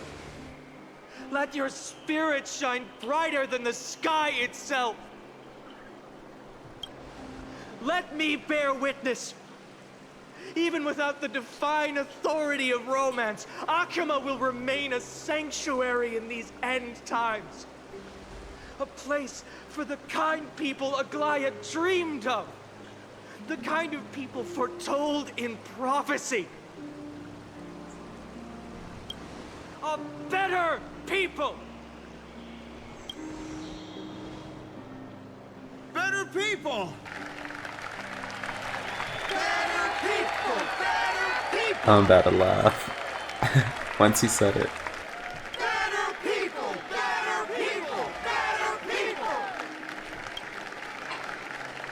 I appreciate your willingness to accept the challenge. You have reminded me that Aglaea left me perhaps the simplest duty in the world. To bear the burden of creation, I need only to give one thing. It's a gift she once gave me without hesitation, and now I share it with each of you. Unshakable faith. There's still a long way to go before Amphorius is reborn. But we will not forget the past as we move forward. For the memories of Amphorius will always benefit future generations. Allow me this moment. I want to borrow a few minutes of your time to commemorate a demigod who protected the Holy City for a millennium.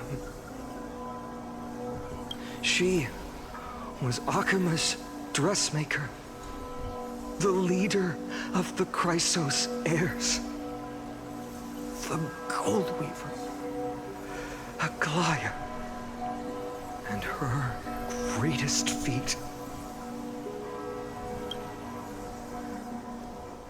was being a selfless person.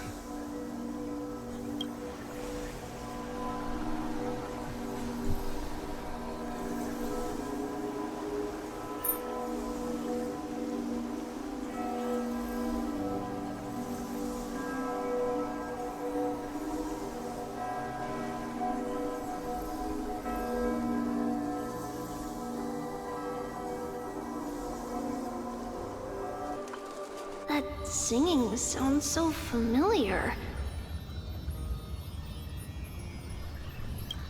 That's our song, and Snowy used to love it!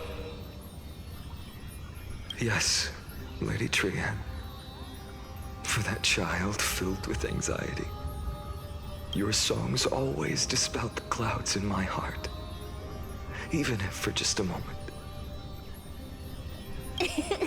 Snowy was so cute and kind when he was little. Now, you've grown so much. Maybe not as cute, but still just as kind. Time spares no one, so there's nothing we can do. But kindness, you helped nurture it in me. Don't mention it. Your light is as bright as ever. Keep it up and stay strong. See you, Snowy. Goodbye, Lady Tree. I heard what you said. Are you suggesting the debate tactics I've taught you are nothing but sleight of hand? Not at all, Professor Anaxa. Honestly, without those techniques you taught me, the flame chase journey might not have survived. Good thing your head's still clear. A Chrysos heir of Kefali. I had no idea you had it in you while I was drilling those formulas in your head in class. Who could have thought, Professor? By the way, I've completely forgotten those formulas now. Some things never change. In our next lives, I'll teach you how to truly embrace your divine duties. I'll be waiting. Goodbye, Professor Anaxa. Miss Castrix? Aren't you going to say something?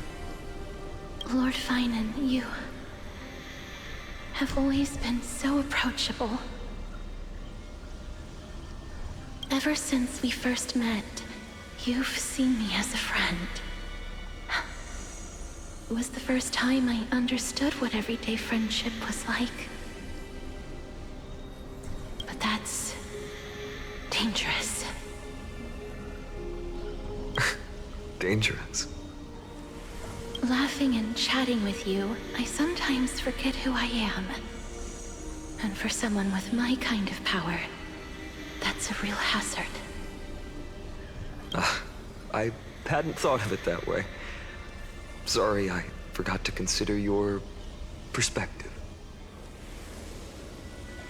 Please, no apologies. So hot. Despite everything, thinking back on the times we spent together makes me really happy. I feel the same. Goodbye, Finan.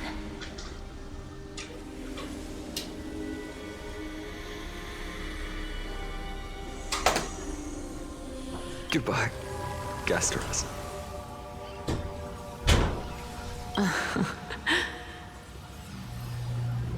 Aglaea. Remember, Finan, after completing the flame chase, leave the decision to initiate the miracle of Genesis to the Emphorians. The Chrysos heirs are the executors of the prophecy, yet they, the people, are the true masters of this world. Rest assured, I always keep your teachings in mind. The difference between a presumptuous hero and a tyrant is a fine line.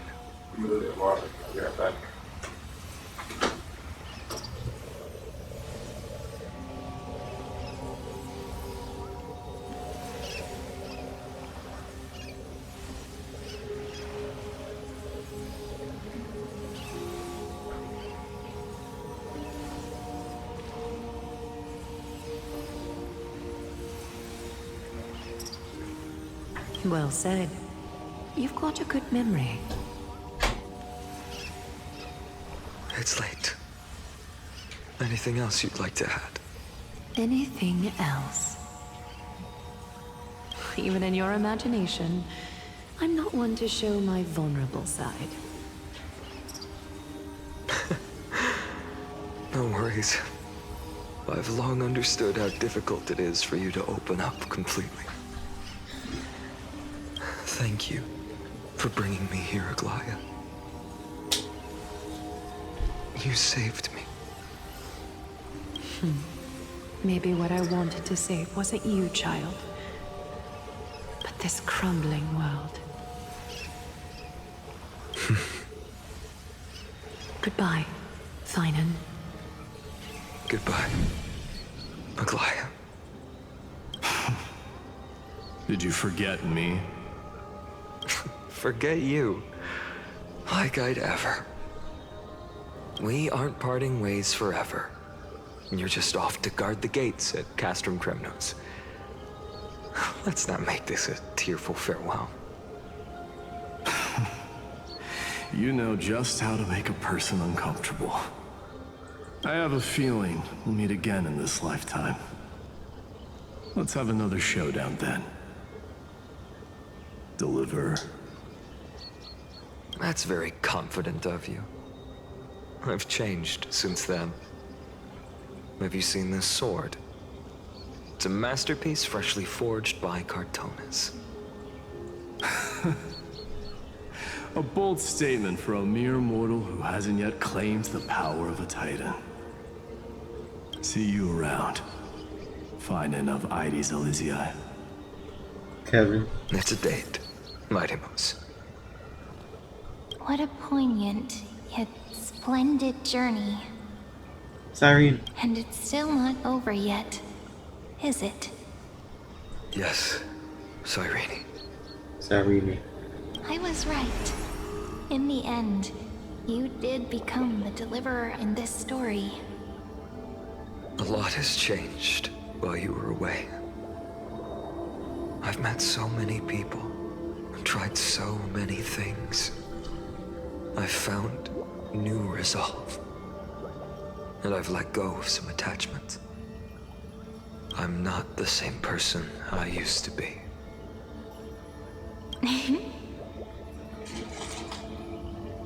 But to me, you've never changed at all, Finan.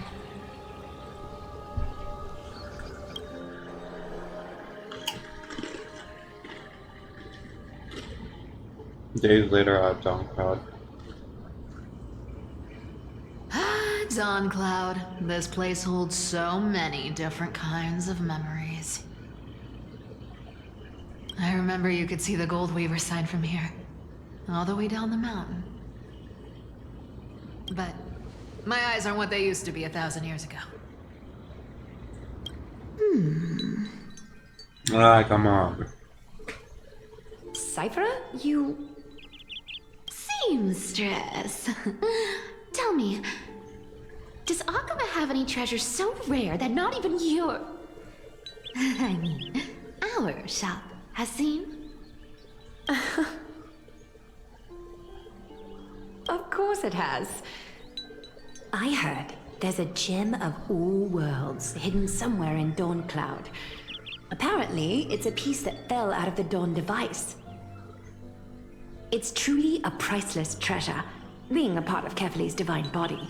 Even I, the Gold Weaver, cannot witness its glamour. Gem of all worlds. Nice! Got it! Well, please keep looking after the shop while I... Let me guess, Cyphera.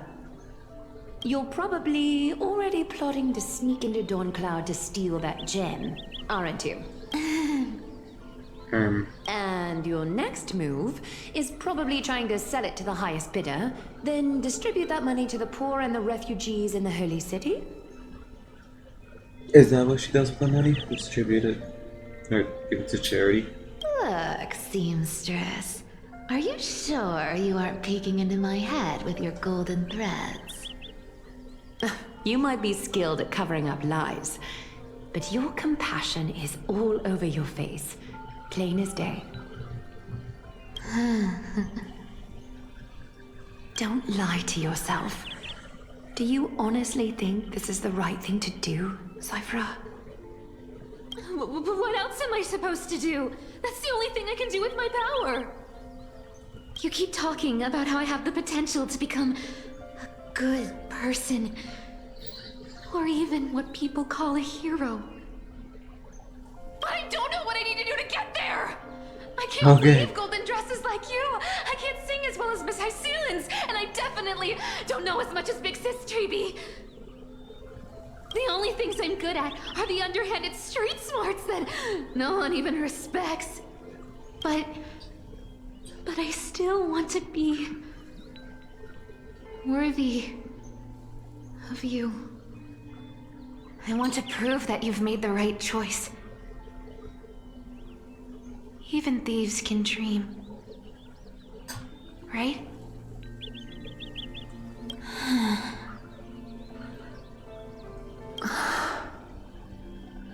I know, Cypher. I know. You are justified in your anger. Destiny is never fair. And your path is doomed to be even worse than everyone else's. You are fated to walk in the dark and bear the world's misunderstanding in this journey. But you have to believe that everyone in this world is unique in their own way. I am convinced that you're the only one who can bear the authority of trickery. Even if you have to contend with the legendary 300 master thieves of Dolos. Aglaea. I just want everyone to believe that the world is beautiful. And that everyone is simple. And kind. If only I could get everyone to believe that. Would that lie become reality? If enough people believed in it? Even though even though it's a lie. Lies will always be lies, Cypher. But sometimes they can be more noble than the truth. Huh. Are you really planning to just stand there forever? Honestly, sneaking around doesn't suit you, Deliverer. Oh, Funny's here. I never thought I could slip past your sharp ears, Miss Cypher. I just didn't think it'd be right to interrupt when you're obviously lost in thoughts. Still as charming with your words as ever, boy. Your speech at the public baths wasn't half bad. I'll admit. It managed to touch my heart. Just a smidge. Thank you. I had a feeling back then that you were in the audience. Intuition certainly is a thing of wonder. Oh, and you didn't call me out on the spot. You waited all this time to tell me. Well, I thought you'd need some time to yourself. After she passed away.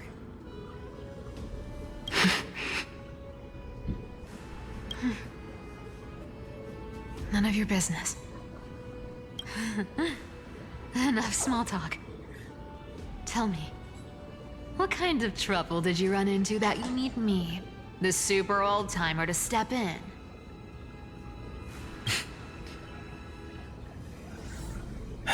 We've only met a couple of times, but you've always gone straight to business. I respect that about you, old-timer, so I'll cut to the chase. You're probably aware that Aglaea has earned the support of the entire city for the Chrysos heirs. Everyone believes that she died at the hands of council members who were against the flame chase. And the citizens' fury has been dragging these schemers out of the shadows one by one. But they didn't get everybody. To this day, we still haven't found Elder Kynus, the leader of the cleaners. I see. You're afraid she'll do something wild now that she's pushed into a corner, aren't you? Yes. I believe that Kefali's core flame, forever enshrined above the Council Theater, would be the opposition's final trump card against the Chrysos heirs. We're setting out to campaign against Aquila in a few days. With the Chrysos heirs gone, it'll be their best chance to strike. You think those desperate dogs will try to snatch the core flame while you're gone? So, you want me to give them a nice long walk while you're away, right? I could feel it. You sure saw right through me, Miss Cipher. I know exactly what you can do. Godlike speed, perfect disguises, untraceable movements, and that most enigmatic authority of trickery. I have only one request. Please, use whatever tricks you need to protect Kefali's core flame. Even if you have to deceive the rest of the Chrysos heirs as well. Uh-huh.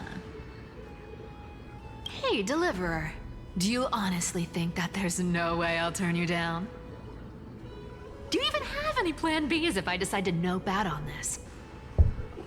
As the demigod of trickery, there are no other trump cards in the world that can outrank you.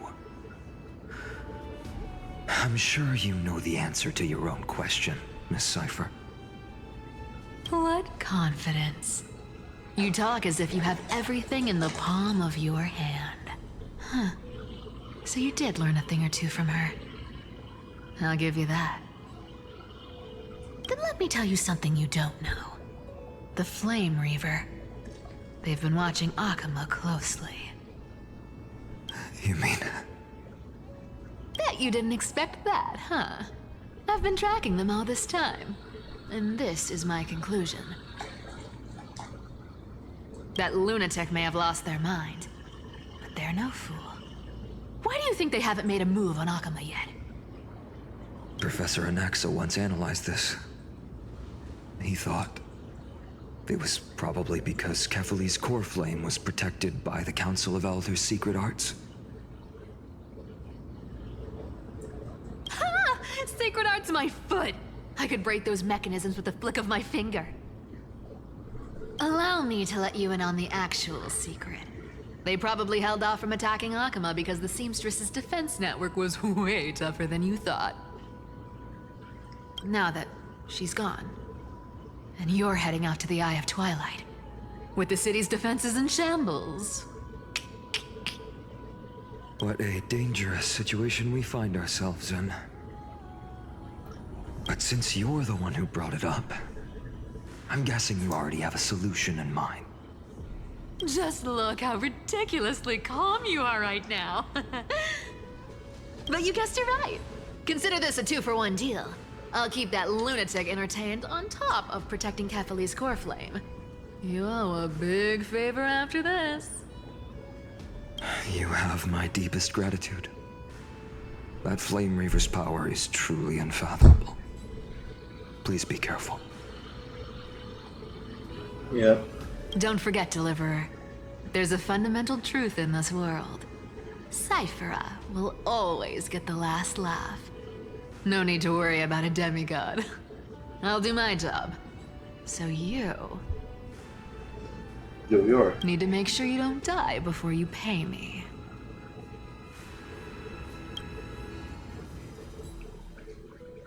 Oh, hi, sir. The Grove. I'm back. I've been trying to stay away from here since the Black Tide destroyed the Grove. And through that, stay away from the memories that might make me sad. But the wind keeps pulling me back. Maybe that's the Twilight Courtyard's duty, after all.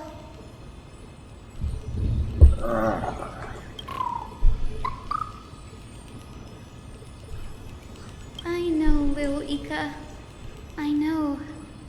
I too miss the days when we all studied together. But we have an even more important mission this time round. Lord Finan has already set the date to campaign against Aquila. Being a descendant of the Sky People,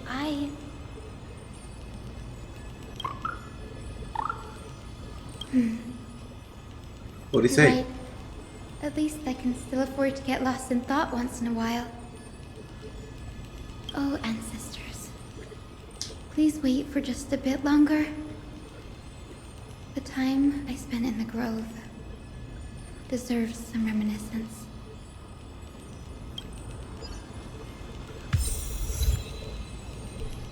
The silence at dawn. Yep. And now we're switching over with Gallagher.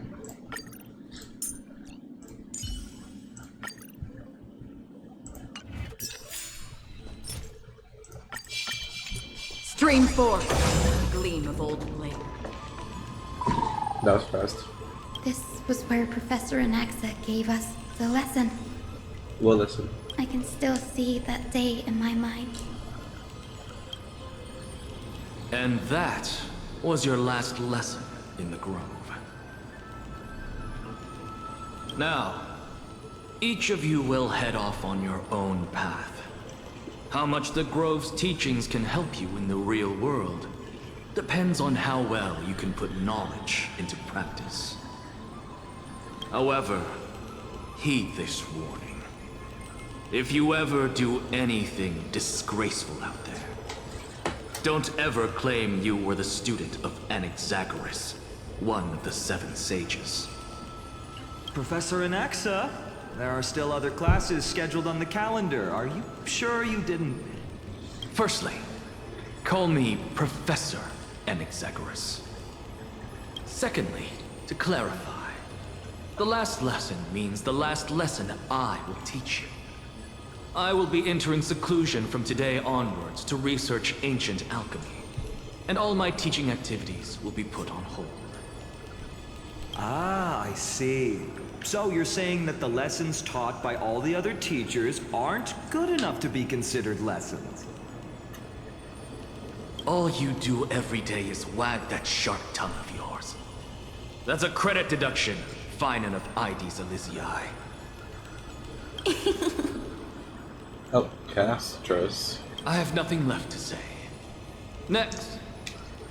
Please wait, Professor. According to the Grove's protocols for a cohort's final class, the lecturer should take some time in that lesson to discuss the students' post-graduation aspirations with them and guide them toward a solid path. Surely you can't skip such a crucial step, Professor.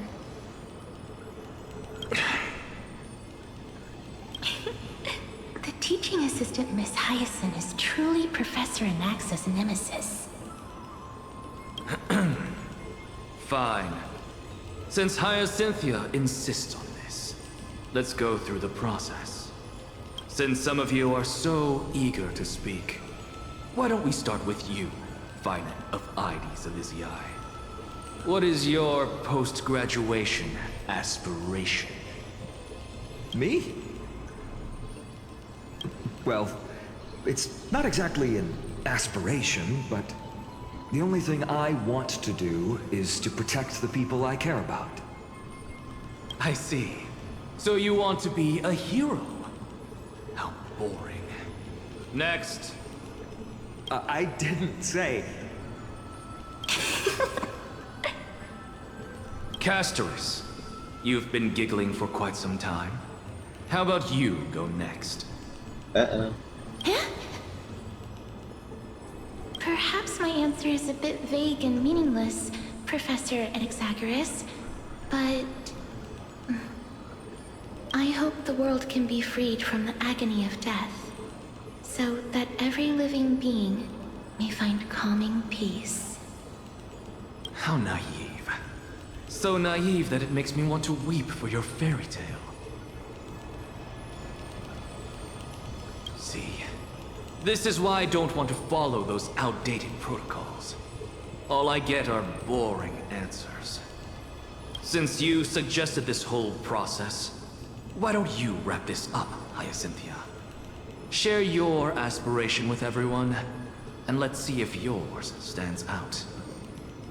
So it's finally my turn. Good thing I came prepared. My aspiration is nothing less than completing the final blank page at the end of the hero's epic. Blank page? An interesting description. Do explain, Assistant. I've read all of Amphorius's heroic epics while studying at the Grove, and a common thread came to my attention. Almost every epic ends with a description of the hero's achievements. But few mention how the everyday people of that time lived. No one recorded the struggles and suffering the commoners endured. So you're saying that, instead of legendary heroes, you're more focused on commoners living on the peripheries of historical records. Perhaps I'm influenced by my background. My ancestor, Seliosi the Day Thunder Knight, raised her spear against the sky and ushered in the flame-chasing era that continues to this day. Her story is told to every child descended from the Skyfolk. We have no doubts about Celiosi's greatness, yet her towering figure overshadowed every record from that entire era. What about the Day Thunder Knight's family, allies, and friends? What about the survivors and those who died in the great battles? Whenever I think about their stories by the campfire, I realize the details of those legends have been long lost. And only Celiosi's name remains. Her brilliance had become as blinding as Aquila's, lording over everything on the ground. That's why I'm glad that my era does not lack heroes. All my ancestors had was a sad past. But I have a future I want to protect. Instead of becoming a hero and ushering in a golden Delzus to baptize the world anew, I want to stay in the backline and save all the ordinary humans from drowning in the rising waves. I wish not to return to the sky, but to walk among the masses on Earth. I believe it's the only way for the saga of creation, to include a footnote for the everyday people in its blank page.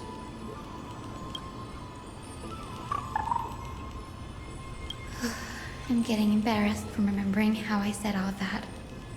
But my beliefs have never changed.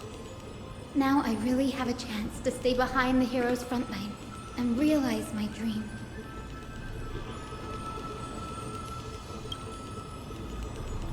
Hyacinth? Danny! What are you doing here? Danny.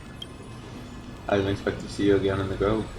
Final mentioned you were gearing up for the campaign against Aglaea. Are you here to... You guessed it. To reach Aquila's realm in the sky, descendants of the Sky People must perform a bloodline ceremony, summon the spirits of our ancestors, and get their blessings. That's the only way for creatures on Earth to forge the rainbow bridge to the sky. And the soul of the first ancestor I want to see is here in the Grove. The Rainbow Bridge is essential to retrieve the core flame of Aglaea, but undertaking such a vital ceremony alone is far too risky. Don't worry. I have little Ika with me. You will protect me, won't you? Good, Ika. Well, what brings you here, Danny? I'm collecting as many myths and research about the Titans as I can. Everything about Amphorius is a valuable addition to our data bank when I get back to the Astral Express. Ah, right. If all goes as planned, you and Gray will be able to go home after this mission, won't you? Yeah,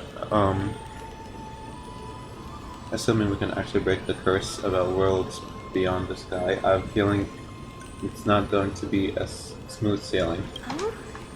Could it be that you too have some kind of hidden powers to make prophecies now? That's not it, but I'm trying to question how real everything is after a conversation with a member of the Council of Elders. Nope. I didn't understand that either, little Ika. Don't worry about it, there's a lot I still don't understand. Since we've already met up, why don't you come with me, Danny? I was thinking the same thing. The grove is fraught with danger right now. An extra pair of hands translate to extra security. That's the dependable express guard for you. So, shall we get going? Alright. The chromocopter is vibrating. There must be memories of an ancestor near. What's this? This is the divine object of the Sky People, the chromocopter. Our ancestors dictated that when a descendant of the Skyfolk is ready to challenge Aglaea again, they must first awaken the spirits of their ancestors with the chromocopter and receive their benediction. Only after this can the chosen Skyfolk reascend to the heavens. Is it to prevent those who are not qualified from pointlessly losing their lives? Very prudent, wouldn't you say? The soul of an ancestor slumbers here. Now, I will awaken them. You're right.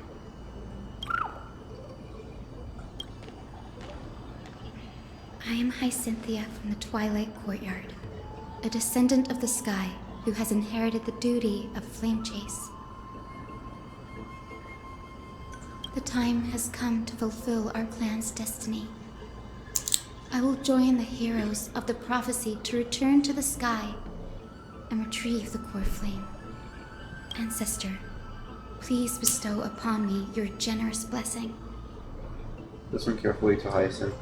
Talk with the ancestor.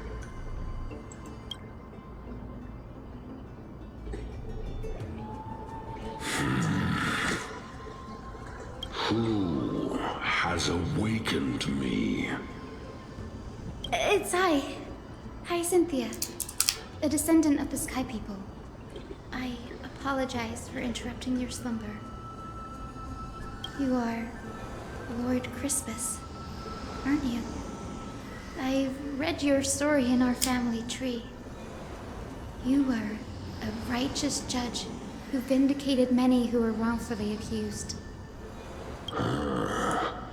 I never imagined someone in this era would still remember my name. So, our bloodline and duty have continued to this distant age. Indeed, it has. I have awakened you in the hope of receiving your blessing. For the flame chase journey is nearing its perfect conclusion.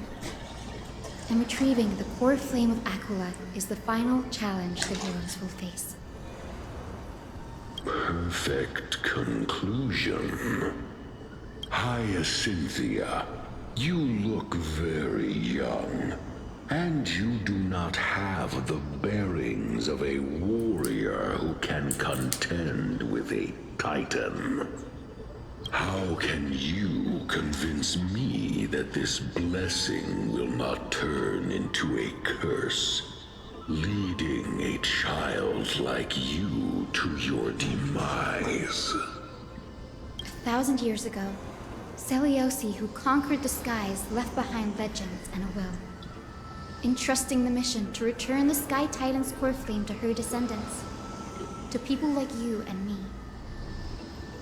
Though I'm not a warrior, I will not turn away from the mission that has flowed through our blood for 1,000 years. And I am not fighting alone.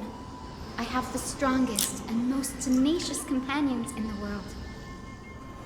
Amphorius is in an era brimming with heroes. The burden of retrieving Aglaea's core flame no longer rests solely on the shoulders of the chosen Skyfolk.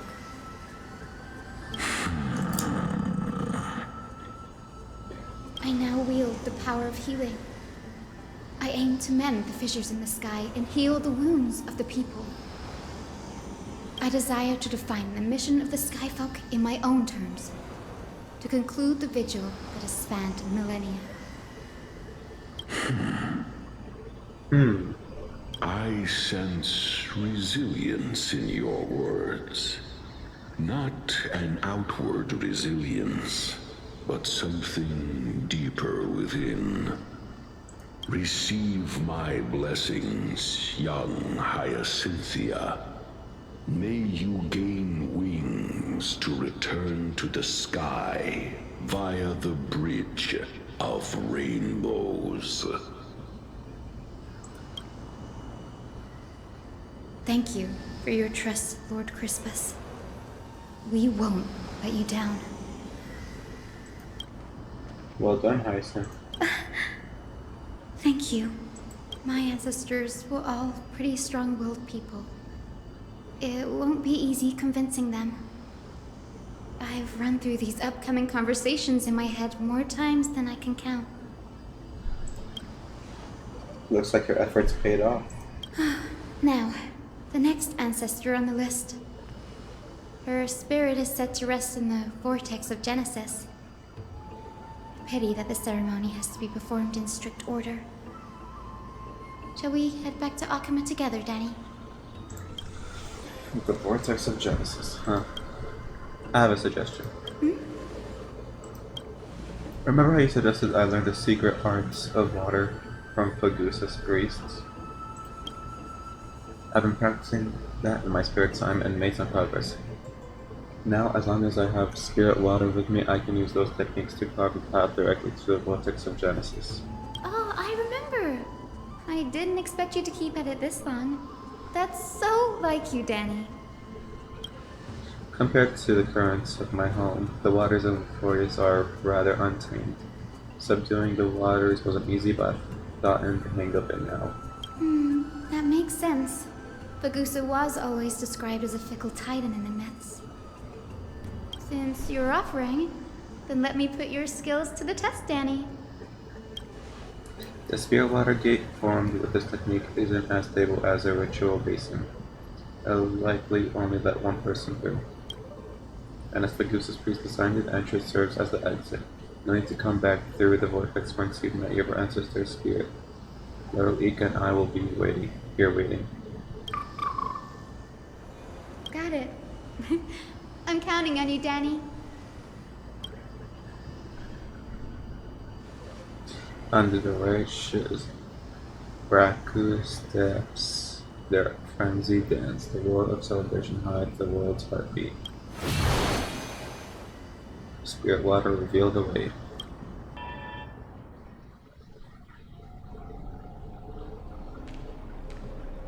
The vortex of Genesis. Unbelievable. Danny is full of surprises. But this does feel way more disorienting than the ritual basin. Wait, is Lady Treepy here too? And who is that next to her? Oh, I think I know who that is. Do you have to go already, Syphie? It's been ages since you were last in Akama. You could have taken some time to rest, and we could have caught up. That's alright, big sister Treeby. I've gotten used to life on the road. Staying in this bustling city actually feels off. Besides, your prize student gave me an incredibly tough mission to handle. Cut Snowy some slack, Syphie. He's still so young, yet he's shouldering all the responsibilities Aggie left behind. Besides, Snowy's not the kind to ask for help lightly. Since he came to you, it means you're the best person for the job. You really spoil him, big sis Treeby. Guess I'm past the age for someone to look after me. Syphie. Just kidding. I get it. That deliverer boy does have a certain charisma about him. It reminds me of Aglaea in her prime. Anyway, I'm about to head out. Oh, big sis Treeby, before I go, got a little gift for you. Well, didn't expect you to be so thoughtful. What's in it? That's a part of the game too. If you want to see the full picture of what's inside. You'll have to wait until nightfall. A gift with a mysterious twist? Seriously? Huh? Looks like we have company. Lady Treeby, and this graceful lady must be Miss Cypher. I'm Hyacinthia from the Twilight Courtyard. Everyone calls me Hyacinth. Pleased to meet you. Bright and cheery as a lamp. Well, hello there, pink child. I'm Cyphra from the long-fallen city-state of Dolos. As for the rest, it's all in the history books, so I don't need to repeat it here. So, you're from the Twilight Courtyard. Does that mean... Yes, I'm a descendant of the Sky People, the Chrysos heir about to take over the authority of Sky. Whoa! That's unexpected. I figured Celiosi's descendant would be, I don't know, taller, stronger. Don't judge a book by its cover, Syphy. Cinny is a master of her craft. She's the most skilled and dependable physician in all of Amphorius. Don't worry, Lady Cypher. I may not be as strong and warlike as Lady Celiosi from 1,000 years ago, but I'm confident I can carry out the mission of the Skyfolk. All this talk about missions, you're making it sound way too serious. You've got to look out for yourself, girl. Don't push yourself too hard. I'd hate to see that cute face all scratched out by Aquala's claws. Syphy cracking jokes? Looks like you haven't forgotten what Aggie said all those years ago. Anyway, I've got a mission to handle, so I'll get going. Good luck, Miss Hyacinth. And if things get tough, just let that deliverer take the lead. Cypher uses a coin of Whimsy's ability and teleports away from the vortex. Miss Cypher is in such a hurry. Don't worry, she's always been like that. It's good to have her back in Alchema lending a hand. Oh, well, enough about her for now. You're here because of your mission, aren't you, Cinny? It's the perfect opportunity for me to go and tuck Syphy's gift away somewhere safe. The Vortex of Genesis is all yours.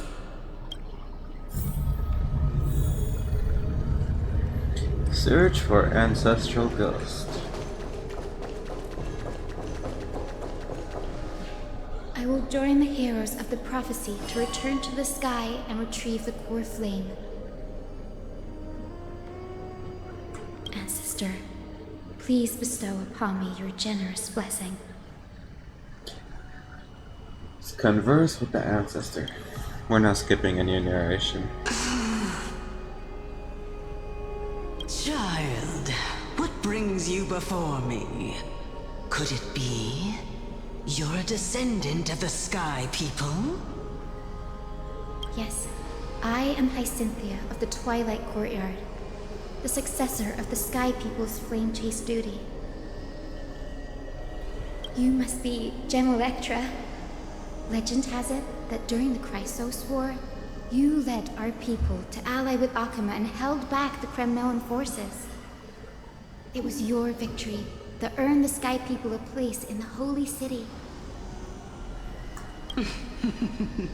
Hyacinthia, you seem well versed in our clan's history. And this is the Vortex of Genesis? It is. Look, 10 stars have already been lit. The Chrysos heir's flame-chased journey is nearing its end. Are those the core flames of Fagusa and Georios? Does that mean Hycelans and the Mountain Dwellers successfully carried out their duty? As fellow pillars of Amphorius, who would have thought that Sky's duty could only be fulfilled after 1,000 years? It's because Sky shelters all beneath it. If it were to shatter, the world would fall apart with it. That's why Lady Aglaea made the core flame of Aquila the final step in our campaign. Aglaea? Is she still on the flame chase journey after 1,000 years? Unfortunately, she has recently left us. But you're right. She was indeed still guiding the Chrysos heirs forward. Incredible. That girl actually managed to endure the merciless erosion of time, and lasted for so long. Answer me, Hyacinthia. Since you recognize me, you must have also read my writings, no? Every record regarding my lineage is etched in my memory, including your words.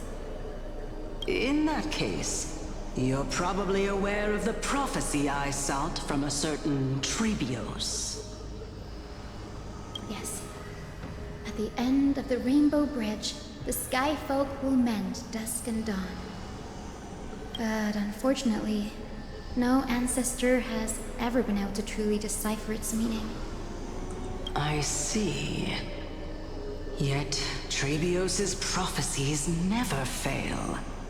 Perhaps you'll be the one to witness its fulfillment, child. May the prophecy lead you to a gentle fate. Thank you, Lady Ectra. Whatever fate the prophecy holds, I'll face it head on. It's only by giving everything we have that we can truly accept any outcome with a smile. Won't you agree? I like you, child. I wish this conversation could go on a little longer. Take my blessing, Hyacinthia. When I first saw you, I indeed had my doubts. But your resolve has touched me. If Sky's divinity is fated to pass on, I hope it incorporates your optimism and kindness. Your blessing is a treasure beyond measure, General. Rest well. I'll make sure your gift is put to its best use. General Ectra is so different from how the records described her. What? She's quite a gentle person. Alright, time to head back to the Grove. I shouldn't keep Danny and little Ika waiting.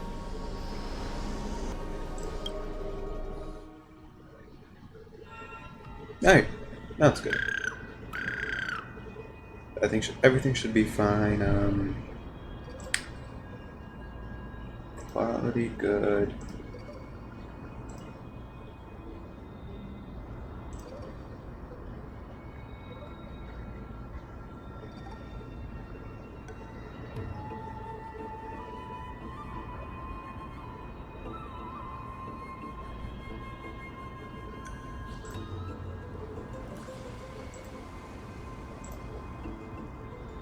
Alright. You're back. How'd it go? Or, let me get this closer a little. You're back. How'd it go? It went great. Your spirit water art was a huge help, Danny. Do you mind sharing what your ancestor spirit said to you? Hyacin recounts a conversation with General Ectra to Donham. What's wrong, Danny? Nothing. It sounds like everything went smoothly. It's just I'm a bit concerned about the prophecy you mentioned. At the end of the Rainbow Bridge, the Skyfolk will mend dusk and dawn. I can somehow sense a hint of sadness in those brief words. You've always been a bit of a sensitive soul, haven't you, Danny? Lady Trinan deciphers countless prophecies every day, and this one's just another among many. Don't worry too much about it. I hope so. Come on, Danny. Don't look so gloomy. We're gonna have to take a long trip for the final visit to the ancestors. Where are we going? Our final stop is Lord Mighty's home, Castrum Kremnos. Ooh. Can we meet Mighty over there? We're here. This is it. Castrum Kremnos. Lord Mighty has been fighting the Black Tide here, alone day after day. I'm worried about him. He sent a message earlier, carried by thunder, warning us to watch out for the Flame Reaper's actions. That means he hasn't been consumed by the Black Tide's madness yet. We're here to complete an important mission. We shouldn't interfere with this battlefield. Don't you agree, Danny? Come on. I agree. There. That sleeping spirit is my grandmother. Oh. Your grandmother? Yes, my grandmother Jacinta was a warrior. She represented the Twilight Courtyard in the Kremnos Festival. She fought her way through every challenge and reached the final stage of the Kremnos Festival. She was just one step away from securing a peace treaty for the Skyfolk, but was ultimately defeated by the champion warrior of that time.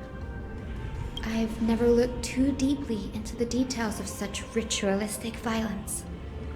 The scroll simply described it as a glorious duel. But behind the glorious duel was a tragic end. Not long after the festival, my grandmother's injuries worsened, and she passed away far from home. This prophecy tablet was left here by the Kremnoans to honor her final wish. Her death marked the final collapse of the Twilight Courtyard, already fragile under the shadow of war. And the Kremnoan warrior she fought against? Was Lord Kradaros. Damn. Yeah, you still saved his life even though he took your family. Seeing him lying there, gravely wounded, bleeding out, I can't put what I felt at that moment into words. But when I heard Lord Kradaros took that fatal blow to protect Lady Trianne, all those tangled feelings faded away. To quote Lord Finan, Kradaros must have done that to become a better man.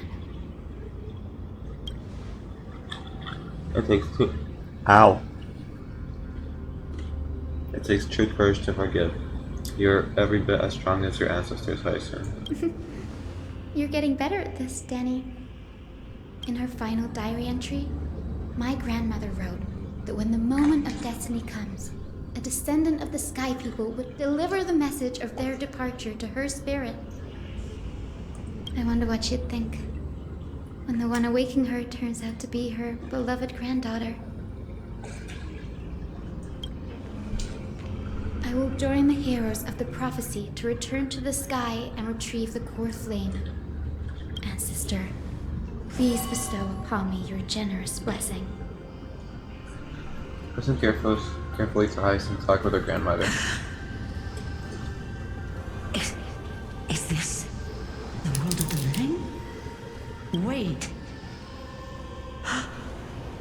You. Could you be? Grandmother, it's me. You're Hyacinthia. Hyacinthia, my little hummingbird. Why? How? Why is it you who awakened me?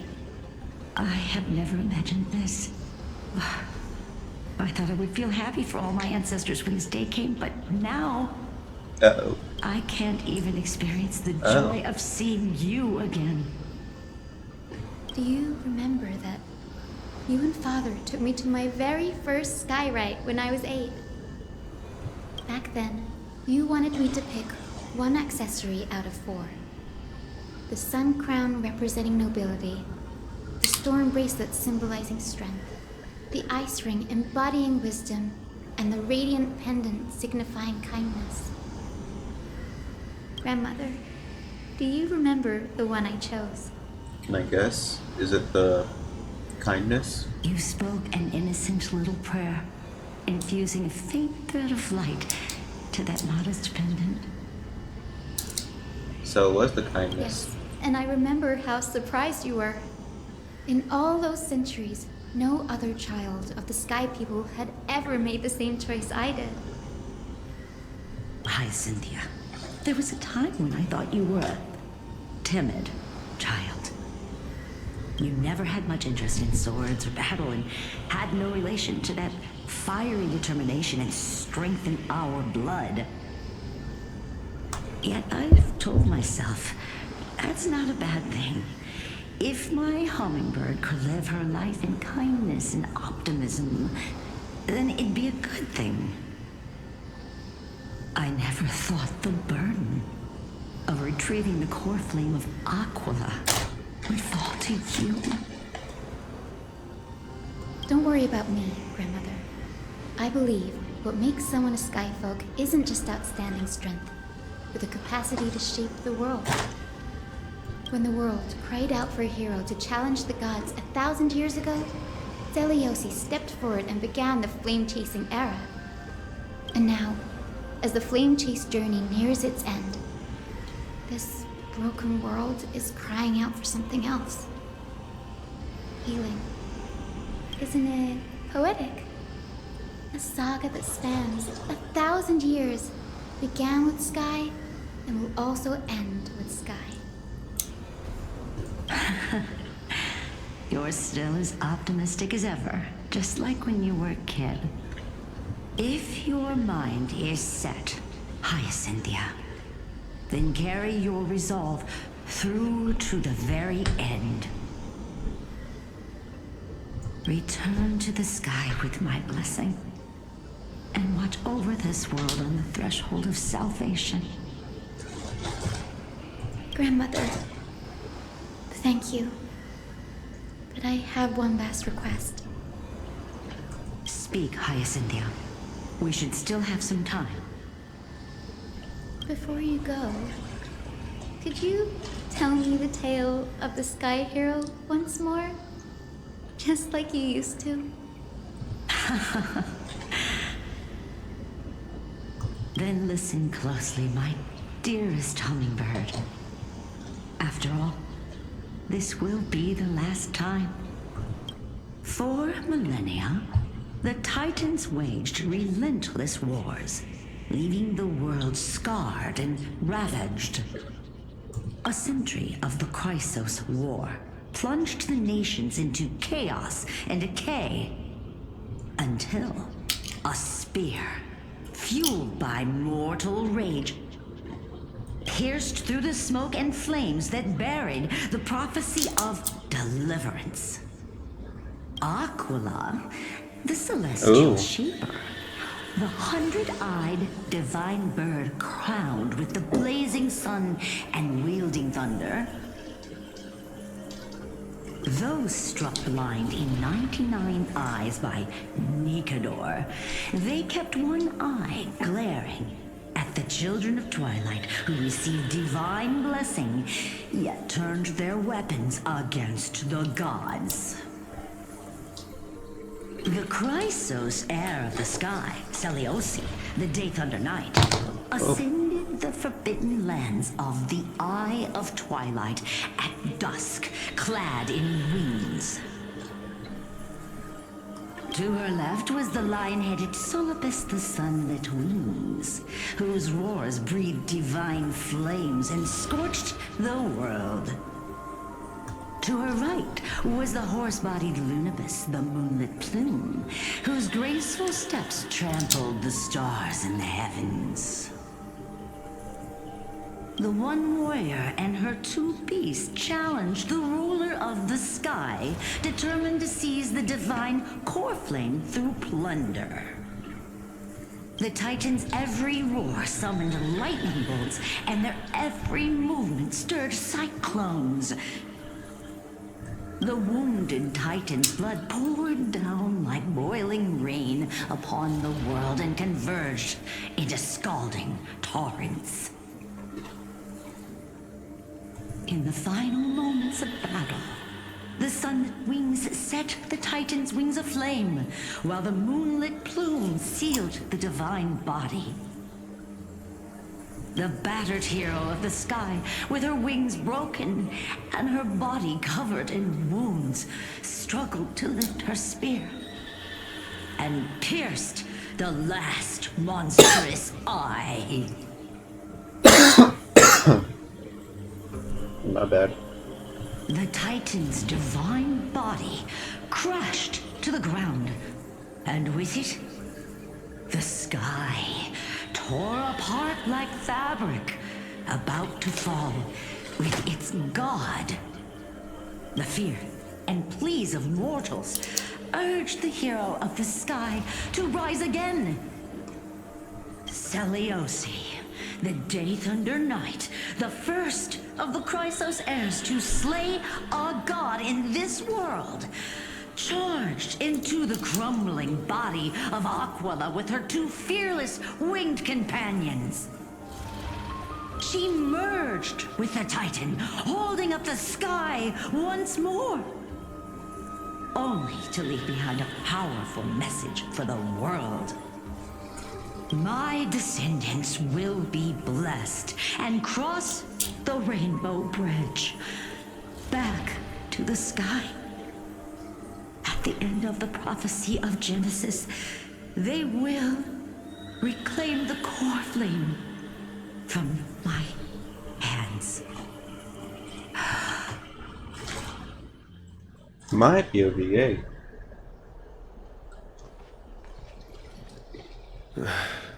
Today's the day. Wow, I didn't expect it to be so lively up here. Are these people here to send off the Chrysos heirs? Oh yeah, this is our first time at Dawncloud. There's Finan. Let's go talk to him. Did the Trailblazer sound like this? Is it the same VA?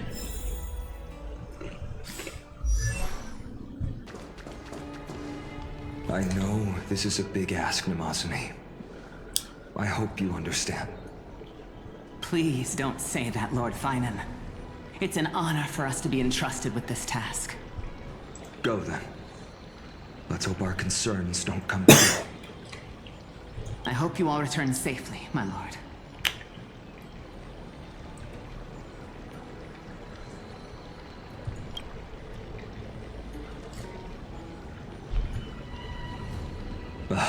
There you are, partner. Yep, here I am. You didn't oversleep this time, did you? A big puppy woke me up. I never show up late for important meetings. Well, maybe I'll go back and grab a quick nap. You like calling me that, don't you? Oh, well, I've embraced it now. It doesn't even faze me anymore. Ready, comrade? If all goes according to plan, this could be the last battle where we fight at each other's side. If the curse separating Amphorius from the world beyond the sky is truly Aquila's doing, then you'll be able to return home after their fall. A day on the ground feels like 10 years in the sky. Really? That's the first time I've heard that. A day on the ground feels like 10 years in the sky. What? He just makes things up. Don't take it too seriously. That's assuming we could fix the car. Sorry, I'm no help there. Don't worry. Don Hung mentioned that Counselor Ligus can help you with that. And sincerely, I'll miss you all. You sound a little insincere there, buddy. That was totally insincere, partner. Aren't I supposed to be reincarnating as a Titan? That would be a problem. We'll need to get you home before Aranova. Let's leave the emotional goodbyes for later. That'll give us some time to figure out what we should be feeling at that time. Besides, when we were playing the Seal Slammers...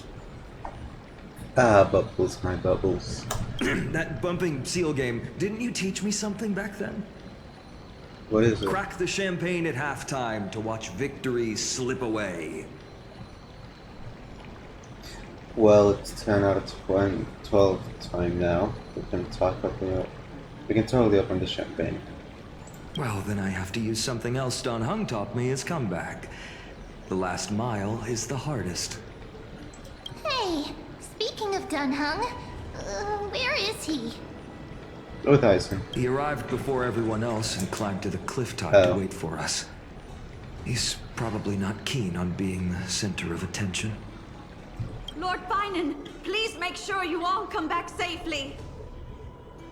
Please defeat the indifferent Eye of Twilight and restore a compassionate sky to Emphorius. Thank you all for your blessings. Rest assured, we're fully prepared. But I'm not the main attraction today. Please don't hesitate to cheer for Miss Hyacinth when she arrives. Miss Hyacinth, the chosen daughter of the sky, the pride of the Twilight Courtyard. She's not just the pride of Akuma, but all of Emphorius as well. And furthermore, while the Flame Chase journey is led by the Chrysos heirs, it's not just those chosen by Aglaea who contributed to it. Let's extend our gratitude to the 2 warriors of the Outlands who bravely stepped up and risked their lives for those they've never met. Hero, your saga will be chronicled in epics and celebrated across the New World. Warrior from the Outlands, endowed with the might of Orynyx, the vanguard of deliverance.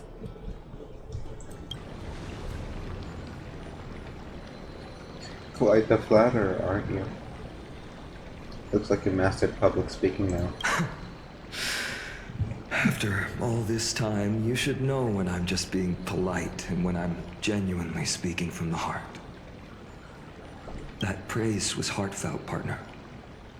Had I not trusted my instincts and put my faith in you and Don Hung, it's hard to imagine what might have become of Akuma. The guest of honor has arrived. I see. Right.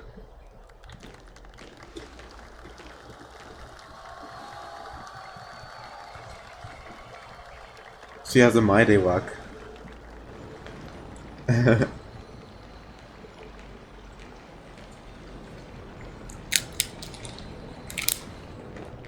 People of Akuma, I've been blessed by the ancestors of the Sky People.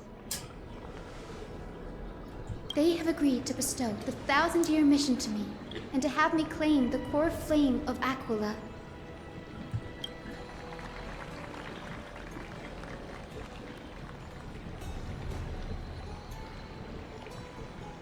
Today is the year 4932 of the Light Calendar.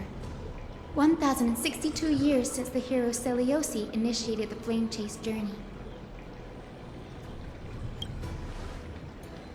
I, Hyacinthia of the Sky People, am prepared to lead the children of humanity back to the sky. History doesn't breathe evenly. At times, it suspends its breath for millennia, as though time is frozen. At other times, it pants rapidly, as if poised to topple the world and our civilization in an instant. Its hurried gasps have sparked a tempest, sweeping all of us along. Hyacinth, as an observer, you've witnessed the return of 4 core flames. And now, it's your turn to fulfill your duty. Please, guide us into the heart of the storm as the executioner of this mission.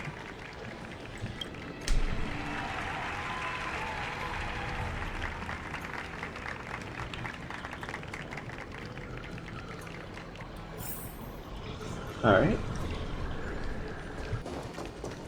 Thanks for waiting, Don Hung. The team tasked with conquering Aquila has finally assembled. Oh, it's just us 4?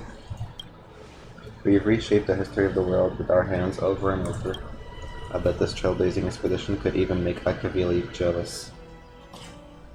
We'll go home as soon as this battle finishes. Such an exciting adventure. Mark's gonna be crying with jealousy. His trailblazing expedition is about to end perfectly. So full of energy, comrades. Seems I chose the perfect day. Hyacin, it's all yours now.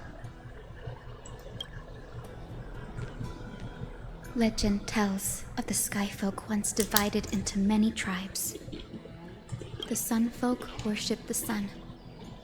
The Rainfolk were devoted to storms. And the Winterfolk waited for signs in the snow. Our ancestors lived under Aquila's light. Yet they were blinded to all but one color. They forgot that the light that illuminates the world is made of countless different colors. That's why the rainbow is my favorite. For not only does it reflect the many colors, it is also a bridge. And I want to use the rainbow bridge to link everyone's hearts and give hope to every soul on Earth. Ancestors, with the rainbow as your guide, lead me back to the home of the Skyfolk, a land we have not seen for 1,000 years. Yay! Oh, Rainbow Bridge, please guide us to ascend to the skies once more.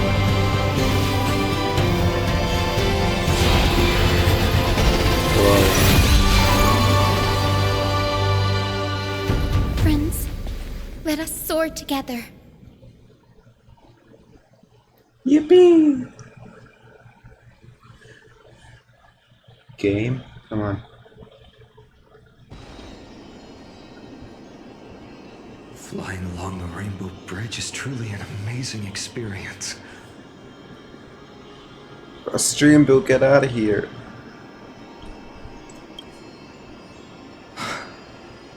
The Eye of Twilight. It's the legendary sky fortress of Aquila. I never imagined that one day I'd be able to step foot on it. My ancestors once built a magnificent civilization among the heavens.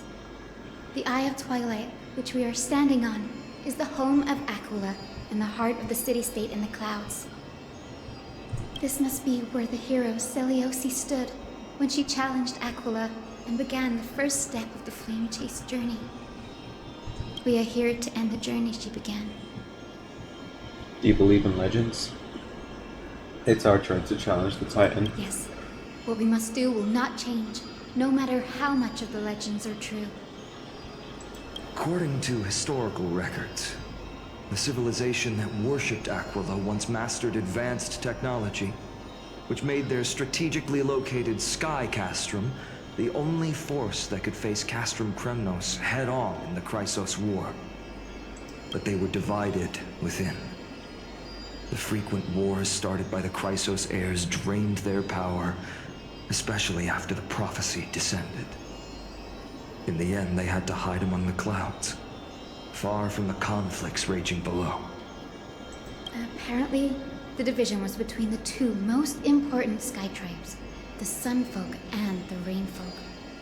And Seliosi's frustration towards the endless strife among her people made her turn her spear towards the Titan above.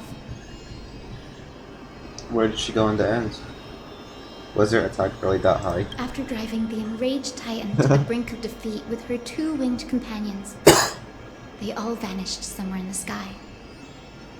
Her achievements were unparalleled, even if later legends exaggerated the details.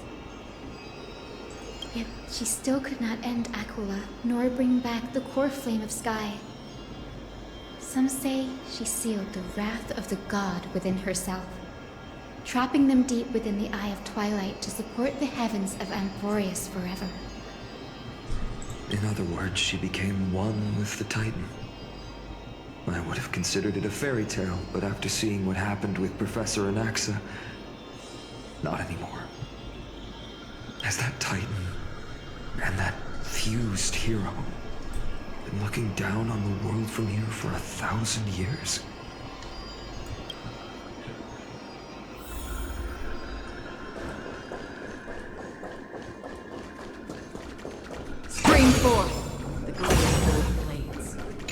Oh. Treasure. It's been so long. Maybe the Eye of Twilight has already turned into ruins. It's all tech. Something's not right. I can kind of feel how big and empty this place is. But all I can see is darkness. What's on the other side of this? Maybe it's the celestial mural. The Sky City believes that mural to be connected to Amphorius' sky, and any weather condition depicted on it will become actual weather. The mural would reflect Aquala's shifting mood, like clear skies, fog, snow, or thunderstorms. The Sky Priests would gather here during peaceful times and pray to the god for warm breezes and good harvests. To put it in words that Gray and Danny would understand, just think of it as a massive screen. What's the appropriate resolution? We got an Aquala's theme park. In any case, exploring in the dark is never a good option. If we could light up the mural, it might just provide us with the light needed to move forward. Is Acheron gonna show up here and then destroy another screen? That really conspicuous device might be part of the ritual. Let's go take a look. It's dark, so watch your feet. It ain't that dark.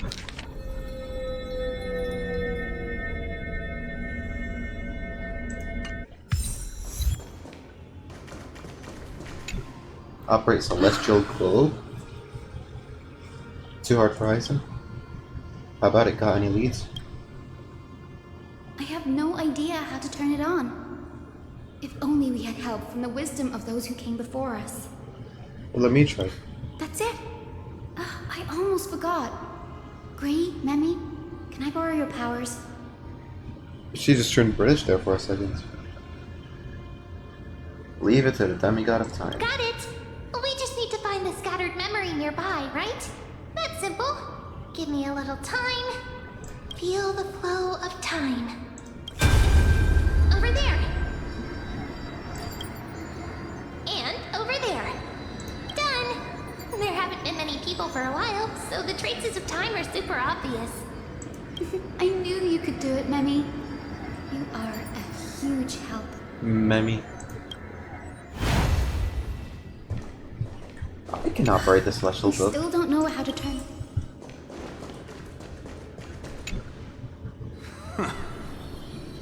Foolish rain folk. Okay. The great Aquila has already left a mark of their manifestation on the golden clouds. The gods' choice is clear. Only we, the Sunborn, are the true heirs of the sky. This war is destined to end in the victory of the Sunfolk. May the Eye of Twilight never close. May eternal daylight embrace the land. Left a mark among the golden clouds. Is this referring to the celestial mural? But we can't see anything right now. Arrogant Sunfolk. The Titan will condemn your brazen disrespect. But Aquila, you that shape the sky, why do you avoid the pursuit of dark clouds? Are not clear skies and stormy rains equally your creations? The Sunborn see your behavior as an act of favoritism towards them, and weaponize this reason to oppress my people. The Rainfolk will not suffer in silence.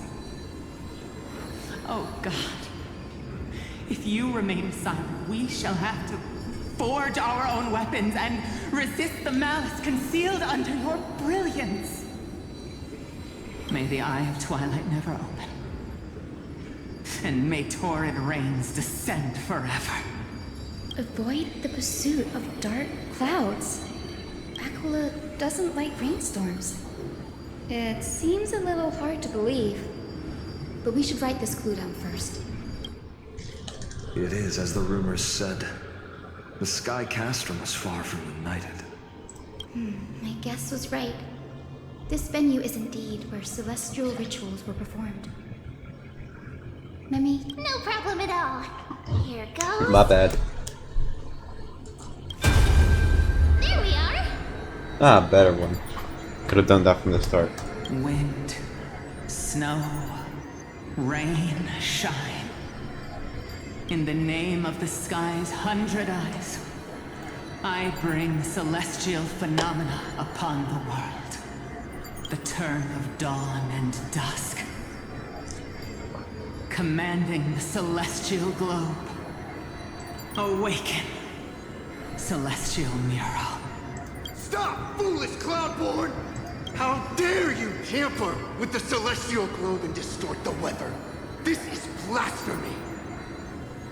The Titan bequeathed the celestial globe to our ancestors, so that we could divide the light and dark equally between day and night, so that all things could grow beneath the celestial phenomenon they preferred.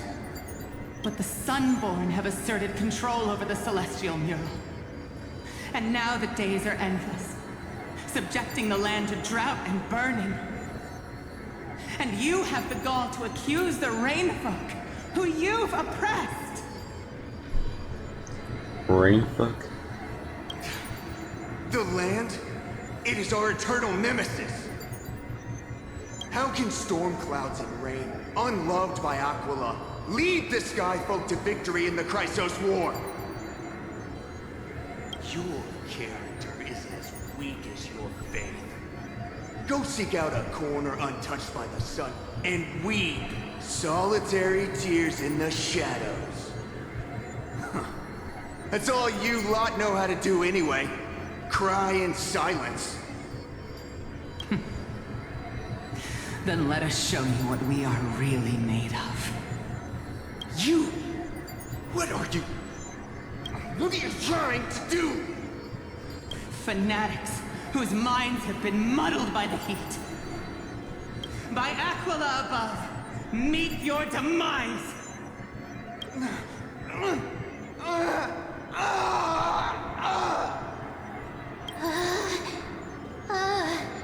What a terrifying memory. The brutal internal strife is sad to see.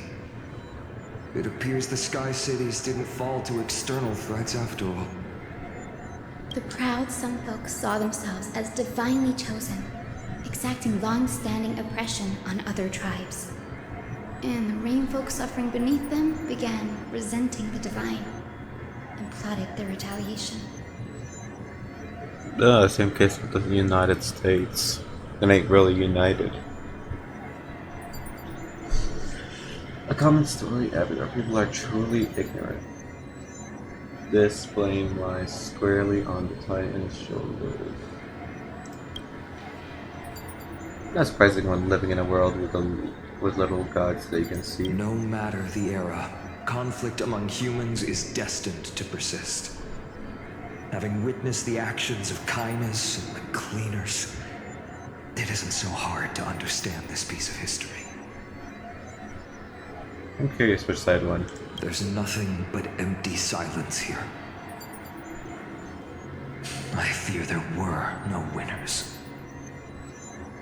The hero Seliosi. How did she view the ancient feud between the Sunfolk and Rainfolk?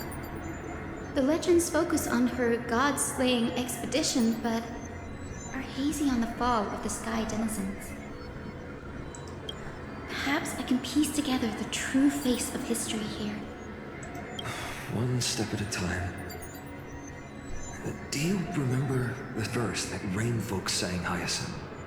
Perhaps that's the key to unlocking the Celestial Mural. Yes, I already memorized it. Now, shall we try to wake it up? Alright.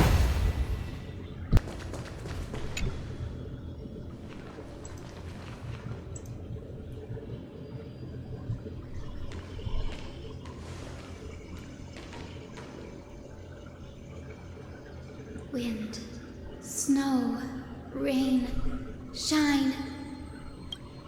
In the name of the sky's 100 eyes, I bring celestial phenomena upon the world. The turn of dawn and dusk, commanding the celestial globe. Awaken, celestial mural!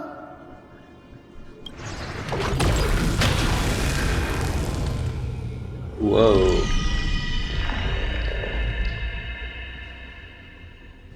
Golden clouds, blazing radiance. What a breathtaking scene. Look, the mark of their manifestation mentioned by the memory fragments. Oh. How chilling. I wonder if Aquila is also watching us. I remember the Rainfolk mentioned the Titan dislikes overcast days. We might be able to use this to our advantage and change how the mark is behaving by changing the weather on the mural. Wouldn't this affect Akama? Don't worry. The mural probably lost its original function ages ago. Akima's light comes from the dawn device shouldered by Kefali anyway. That being said, there's no power in this device anymore. We have to find another celestial globe if we want to change the weather in the mural.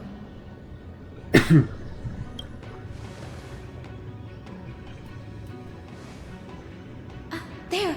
That circular device. I'm quite familiar with it. That's a west wind compass of the Twilight Courtyard. We can use it to create a miniature rainbow bridge to walk on. Who knows? It might even lead us to other areas of the Eye of Twilight. Technology passed down from the Golden Age is finally proving useful. Let's go. Leave the adjustments and calibrations to me. Climate control. Oh. That little huge golden pool down there. A boiling pool of gold, said to be the energy source that powers the Eye of Twilight's divinity. You should watch your step as you walk. The mechanical structure is a bit different from the one used in the Twilight Courtyard. How should I put this? It's a little more complicated. Mechanical simplification is the future. Can you handle it, Hyacinth? Okay. This might take a while, but I think I can manage. Oh, okay. Use the west wind compass to set up the path. Whoa. Deep breaths and find the way out.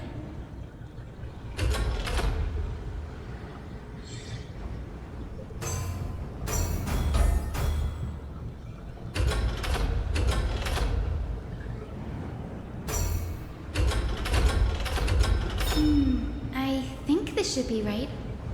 Oh.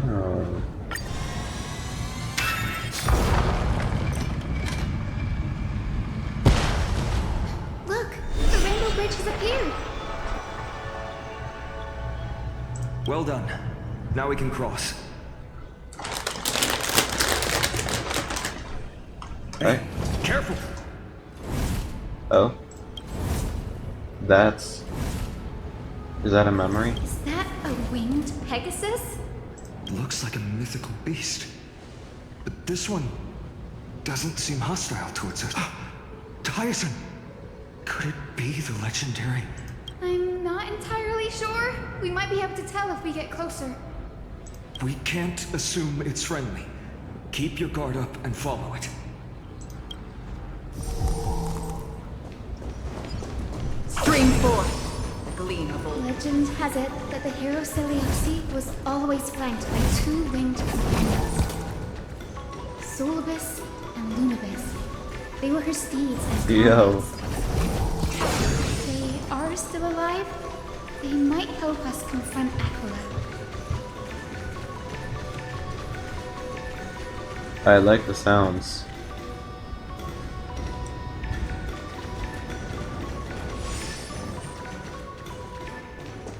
It disappeared. An illusion? Or the memory dissipated? How strange. That Pegasus was different from the other memories.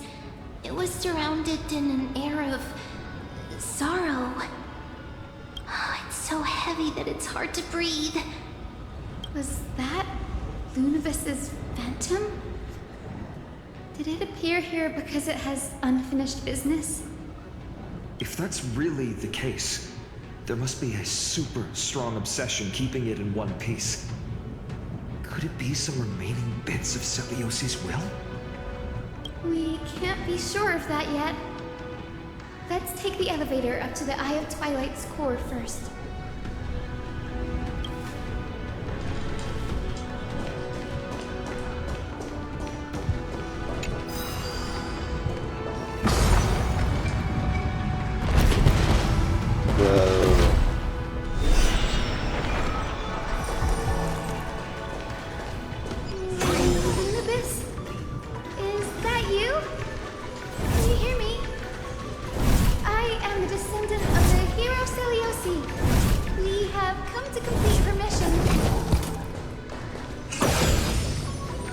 Ooh, enemies.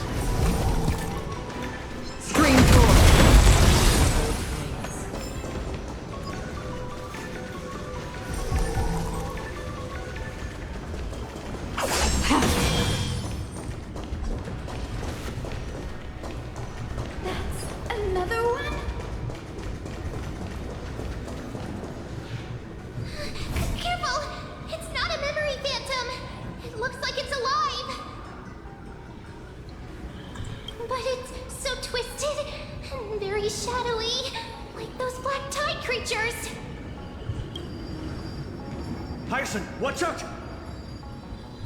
So, you're Lady Lunibus, aren't you? Then that corrupted being before us must be Lord Solibus. Did you lead us here so we can free your companion? I understand now. You must have been tormented by pain for so long. But you didn't give up. And you've held on to what little is left of your will with such tenacity. Don't be afraid. You're not alone anymore. I am Hyacinthia, the healer who inherited the hero's bloodline. Celiosi, the Daybender Knight, was once your comrade. Wasn't she?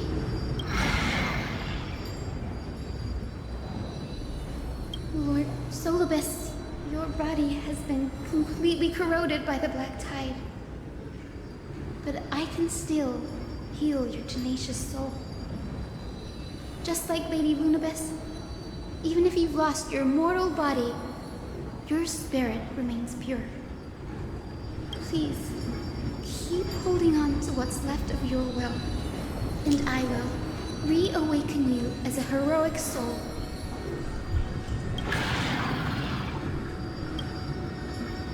I wonder how much I understood. Words are done time for the bat to do the talking. It must have understood me. It's a creature of wisdom and tenacity, despite being mired in the agony of the Black Tide. Solibus, the sunlit wings that once accompanied the hero. If this battle can remind you of your great deeds from back then, it would be my honor. Oh, his voice sounds deeper. Come on, heroes! Lord Solibus, please break free from the control of the Black Tide. And return to your solstice. An elusive foretelling. Ill fate, you said! Free will, still water uplift. I weep for the departed. This is not hard. Oh, Macron's too good. It's over. Solibus. Ooh. Hold your horses. You're actually speaking? No need to be surprised. After all, this is a world where even a pink puppy can speak. Oh, I can't believe I'm calling myself that now too. Soulless, you're finally awake. My consciousness has been lost for far too long. Finally, I have been released from the Black Tide's cage. Little girl, are you Celiosi's descendant? It is me, Lord Solibus. My name is Hyacinthia, and my companions call me Hyacinth. Hyacinthia, you don't have the scent of her on you. It's been 1,000 years. Celiosi's blood may have thinned in my veins, but the resolve of the Sky People has never been eroded by time. I've journeyed here to fulfill her dying wish. How much do you know about her dying wish?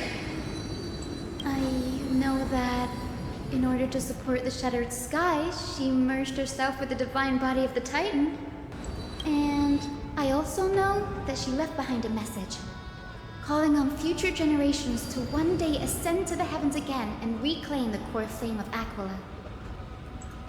Has the legend changed so much since your people fell to the earth? Girl, you said you're a doctor. You only know how to heal and tend to wounds. With such a weak lot in life, how do you plan to challenge the embodiment of the heavens? With this long sword, heroic soul. Okay.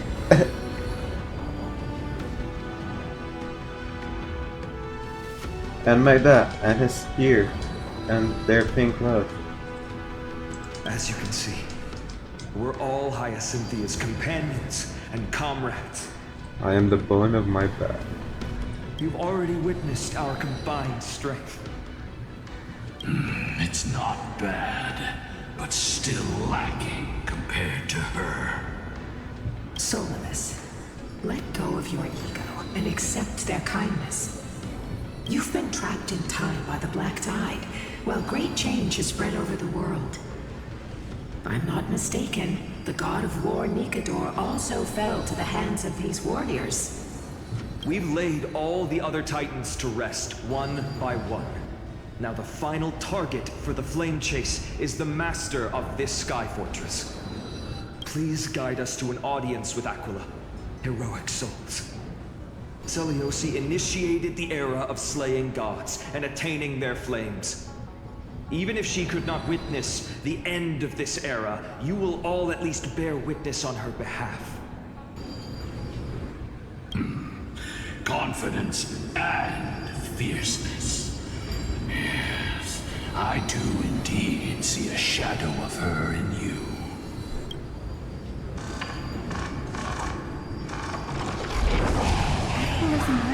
Flew away? Did they sense something? Is that a reaction from the Titan? Maybe they detected our awakening. Well, perhaps our presence stirred memories of the fierce battle from 1,000 years ago. We learned from past memories that the Sky Titan fears dark clouds. Would you know more about this topic? What the memo sprite said is true, but you all still need a guide.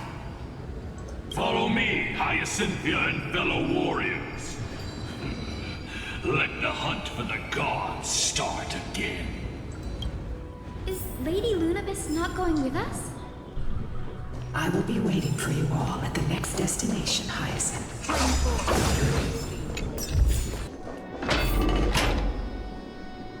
1,000 years have passed, and yet this place feels the same.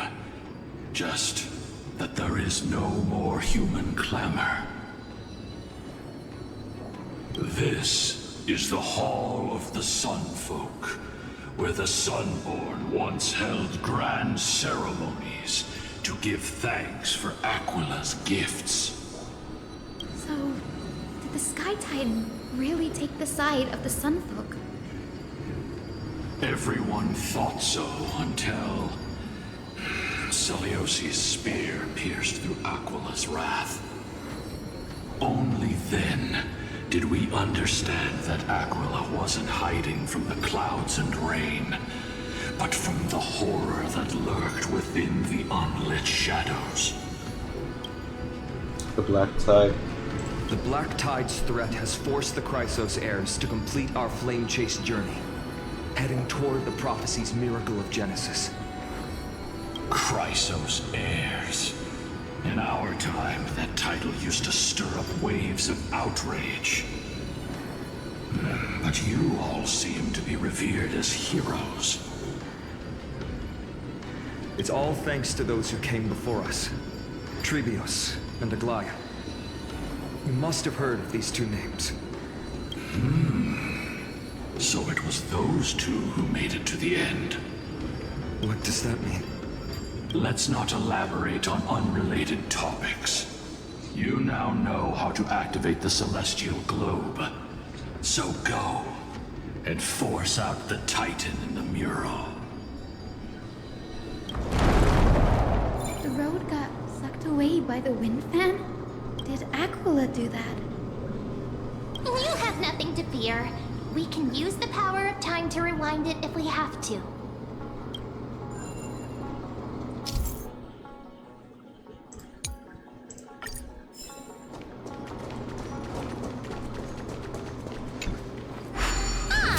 It looks like this device can amplify the power of Orynyx's prayer. Why don't you try to change the wind's direction with this thing, partner? Now the prayer should rewind for even longer. Let's try to control the wind's direction with this thing, partner.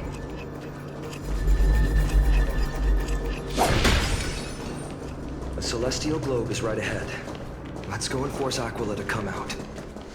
Oh? The turn of dawn and dusk, commanding the celestial globe. Change, celestial mural. The celestial shift didn't work? Perhaps the device has been damaged during those long, merciless years. Don't you see two giant circuits on either side of the hall?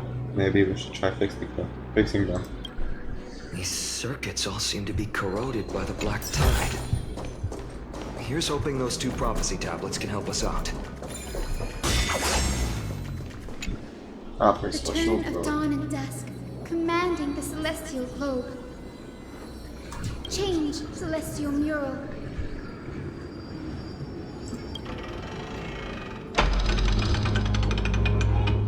Boom.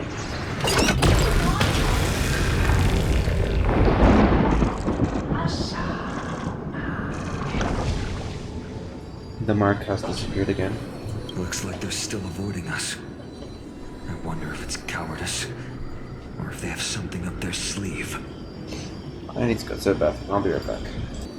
I fear the Aquila of present has long lost their sanity.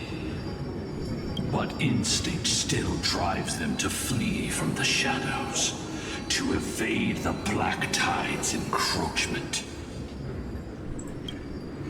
Is Aquila really that cautious? Does that year's consciousness still remain? Do not mistake their behavior for weakness, warrior. I have faced down the tyrant of the sky. It is no hyperbole that their raging fire is capable of melting the firmament. Amphorius's heavens exist because of their authority. It is time to leave this place. Lunavis awaits you at the next stop. A moment, please, Lord Solibus. I have one more thing I wish to do. What is it, girl? To honor the pact with Celiosi. Her descendants spent a millennium looking up at the sky. I believe my countless ancestors who lived for that purpose deserve to know the truth behind her legend. If you don't mind us knocking on the gates of the past, maybe I can peek into this place's history. You are the ones who hold Orynyx's miracle. I have no authority to prevent you from delving into the past. Memi, Gray, could I please ask you for this favor? I want to show the truth to my ancestors waiting on the other side. Leave it to us. This is your right. There are falsehoods in the legends, and there must be a reason for its embellishment. The scene here and the previous memories gave me a bad feeling. What else did the Skyfolk encounter after Seliosi challenged the god? I must figure out the truth behind the legend, even if it's for my ancestors' sake. Hyacinth, you're such a good child. Don't worry, I'm here. The memories surging here are even more intense than at the entrance. I'll gather them up now, and mold them, and mold them. All done! Thank you, Memi. Everyone, please, witness history with me.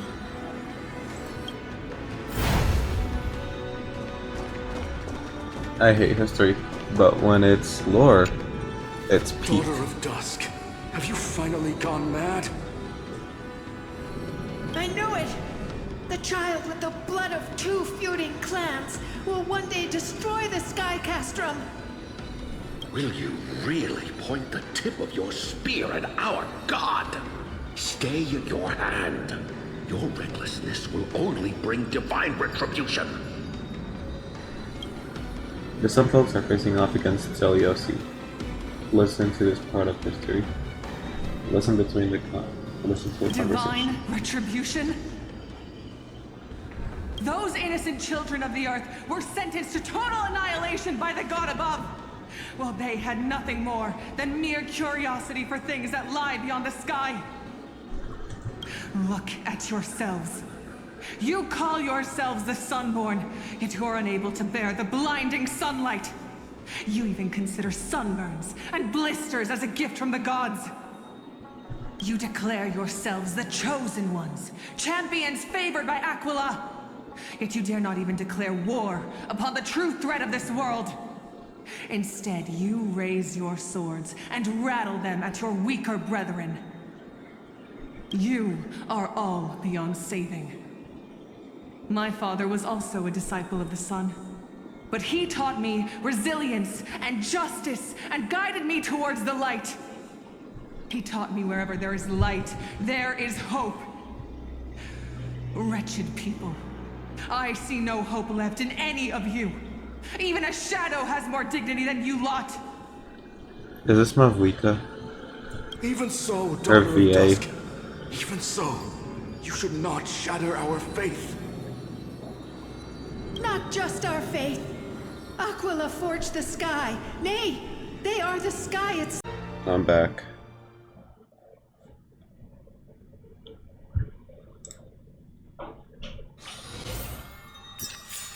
Alright. Hope it doesn't F up again. Daughter of Dusk, have you I knew it! Will you really? Divine retribution? Those innocent children of the Earth were sentenced to total annihilation by the god above. Well, they had nothing more than mere curiosity for things that lie beyond the sky. Look at yourselves. You call yourselves the Sunborn, yet you're unable to bear the blinding sunlight. You even consider sunburns and blisters as a gift from the gods. You declare yourselves the chosen ones, champions favored by Aquila. Yet you dare not even declare war upon the true threat of this world. Instead, you raise your swords and rattle them at your weaker brethren. You are all beyond saving. My father was also a disciple of the sun, but he taught me resilience and justice and guided me towards the light. He taught me wherever there is light, there is hope.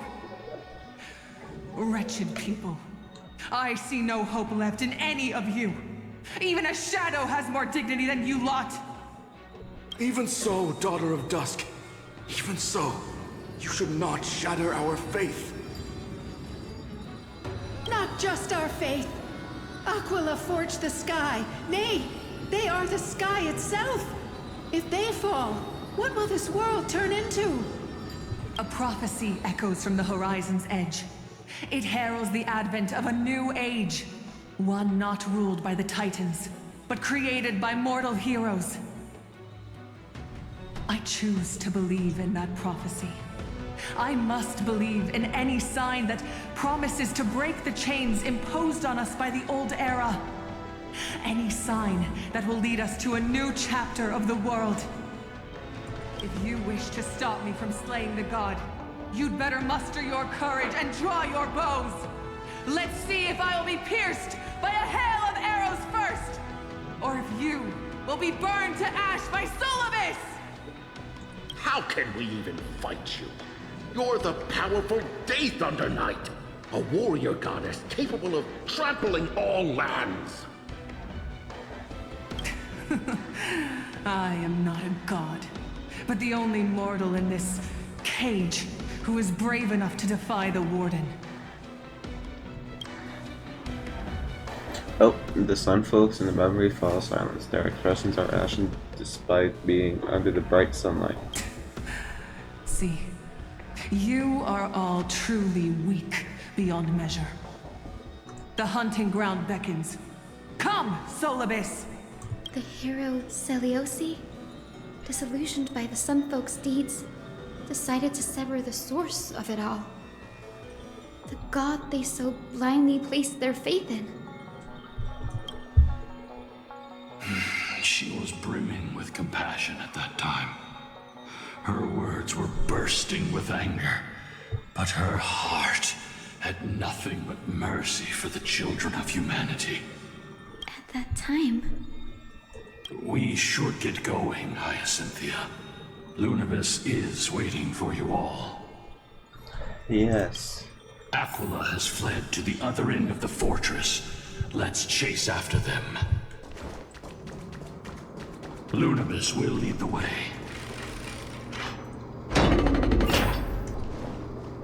Stream forth, the gleam of old blades.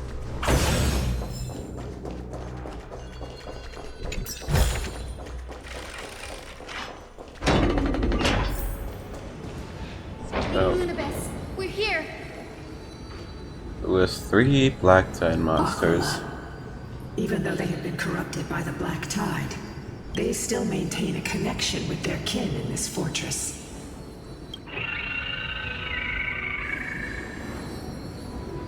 They're behind us as well. Maintain formation and don't get surrounded. You think to hinder us, imprisoned Titan? Then we will make you understand that resistance is futile!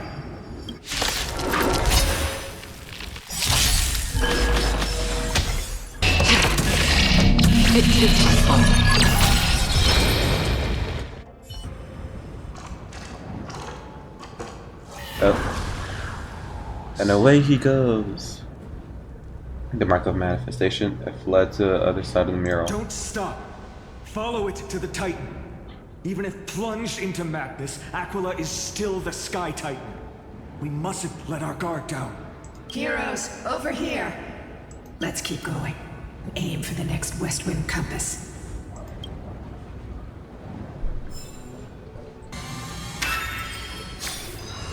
Look, the Rainbow Bridge is leading us to our next destination. Let's hurry on. Follow Lady Lunibus. Stream forth, the gleam of old blades. Miss Hyacinth, how are you so certain that you could free Solibus from suffering? My apologies, Lady Lunibus. I was not all that certain. But if even the healer loses hope, then how will the patients repossess their hope for life? What a kind answer. Black tide is calamity from beyond the sky. If that's true, the sky's defenses would naturally be the first to be breached.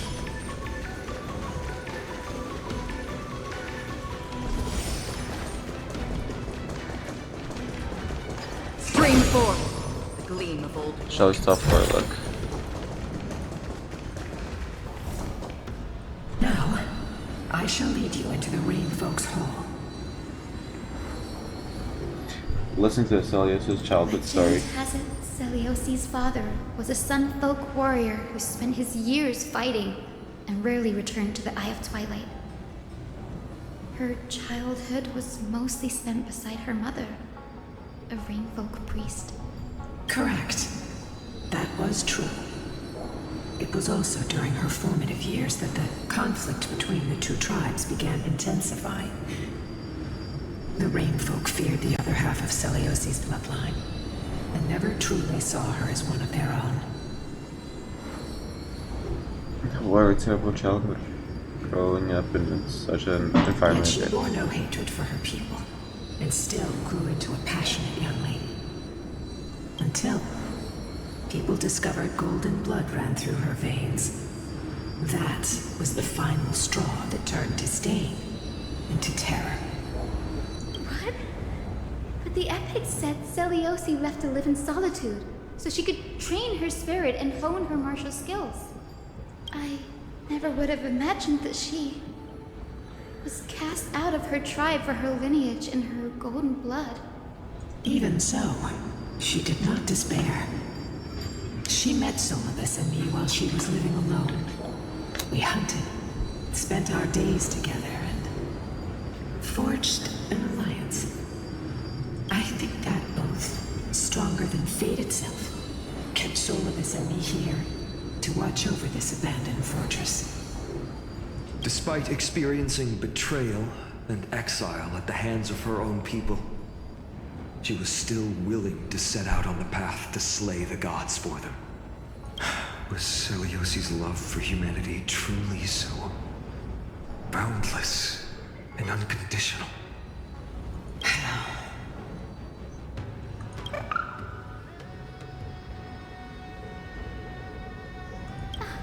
Little Ika, why did you run out on your own? This little one. You're saying you smell a familiar scent on Lady Lunabis? Oh. They look completely different. But little Ika should also be a winged beast, right? Could it be?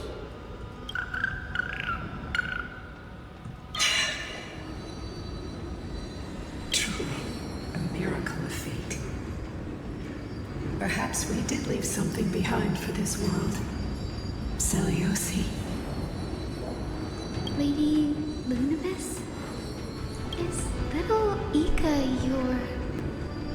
Please press on, flame-chasing heroes. Oh, come on. I can sense it. The radiance of Aglaea shines ever brighter.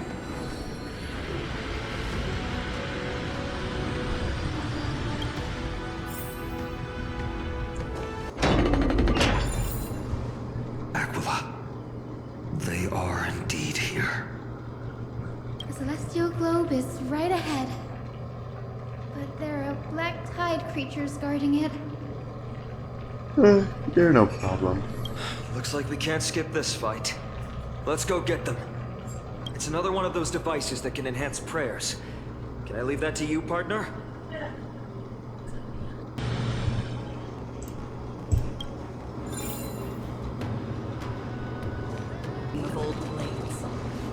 Yep.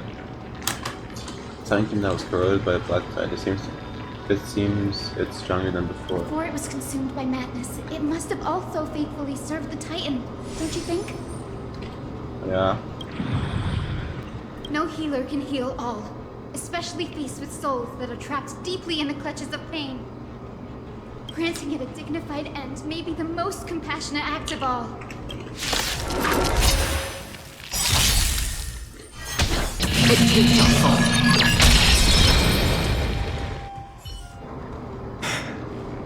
Rest now, Titankin. The celestial globe looks complete, but it still won't start. Is there something wrong internally? Maybe. Oh my god. Oh.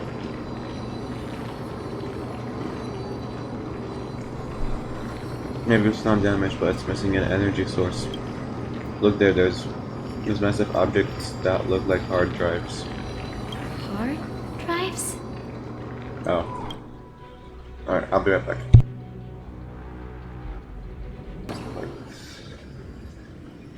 My intuition tells me that there had something to do with the energy source of the celestial globe. Let's look around and see if there are any mechanisms.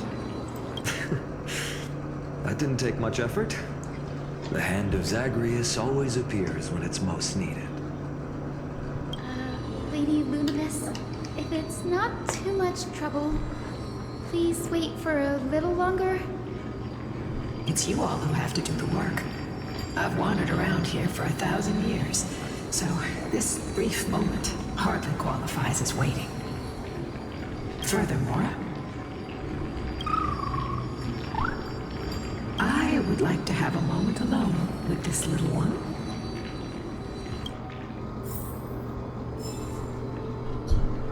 Could it be... Skilled at handling the hand of Zagreus. Let's go. We should return and check on the celestial globe. Dear Sully, thank you for your letter. Never expected that we would learn about your past in this way. Why didn't you tell us sooner? We aren't, but... we also know that some scars stay with you for life. They never times get tough. If there's anything you can't bring yourself to say to others, just write to us. Oh, that's true. The road you've chosen is tough, but there's no need to bear all the burdens alone. Remember, if you aim to unite people and tear down the barriers between hearts, patient communication and sharing are absolutely crucial. It's hard to truly understand others when you're always giving orders to them or making decisions for them. Your good friend, Trisha. It's another tribute. Trivia's, so.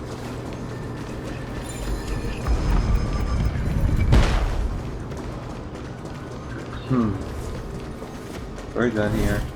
Give me my chest and get to it. The turn of dawn and dusk, commanding the celestial globe. I'm gonna get something open. Oh wait, before I do, looks like I can't stream for much longer. My headphones are about to run out of charge.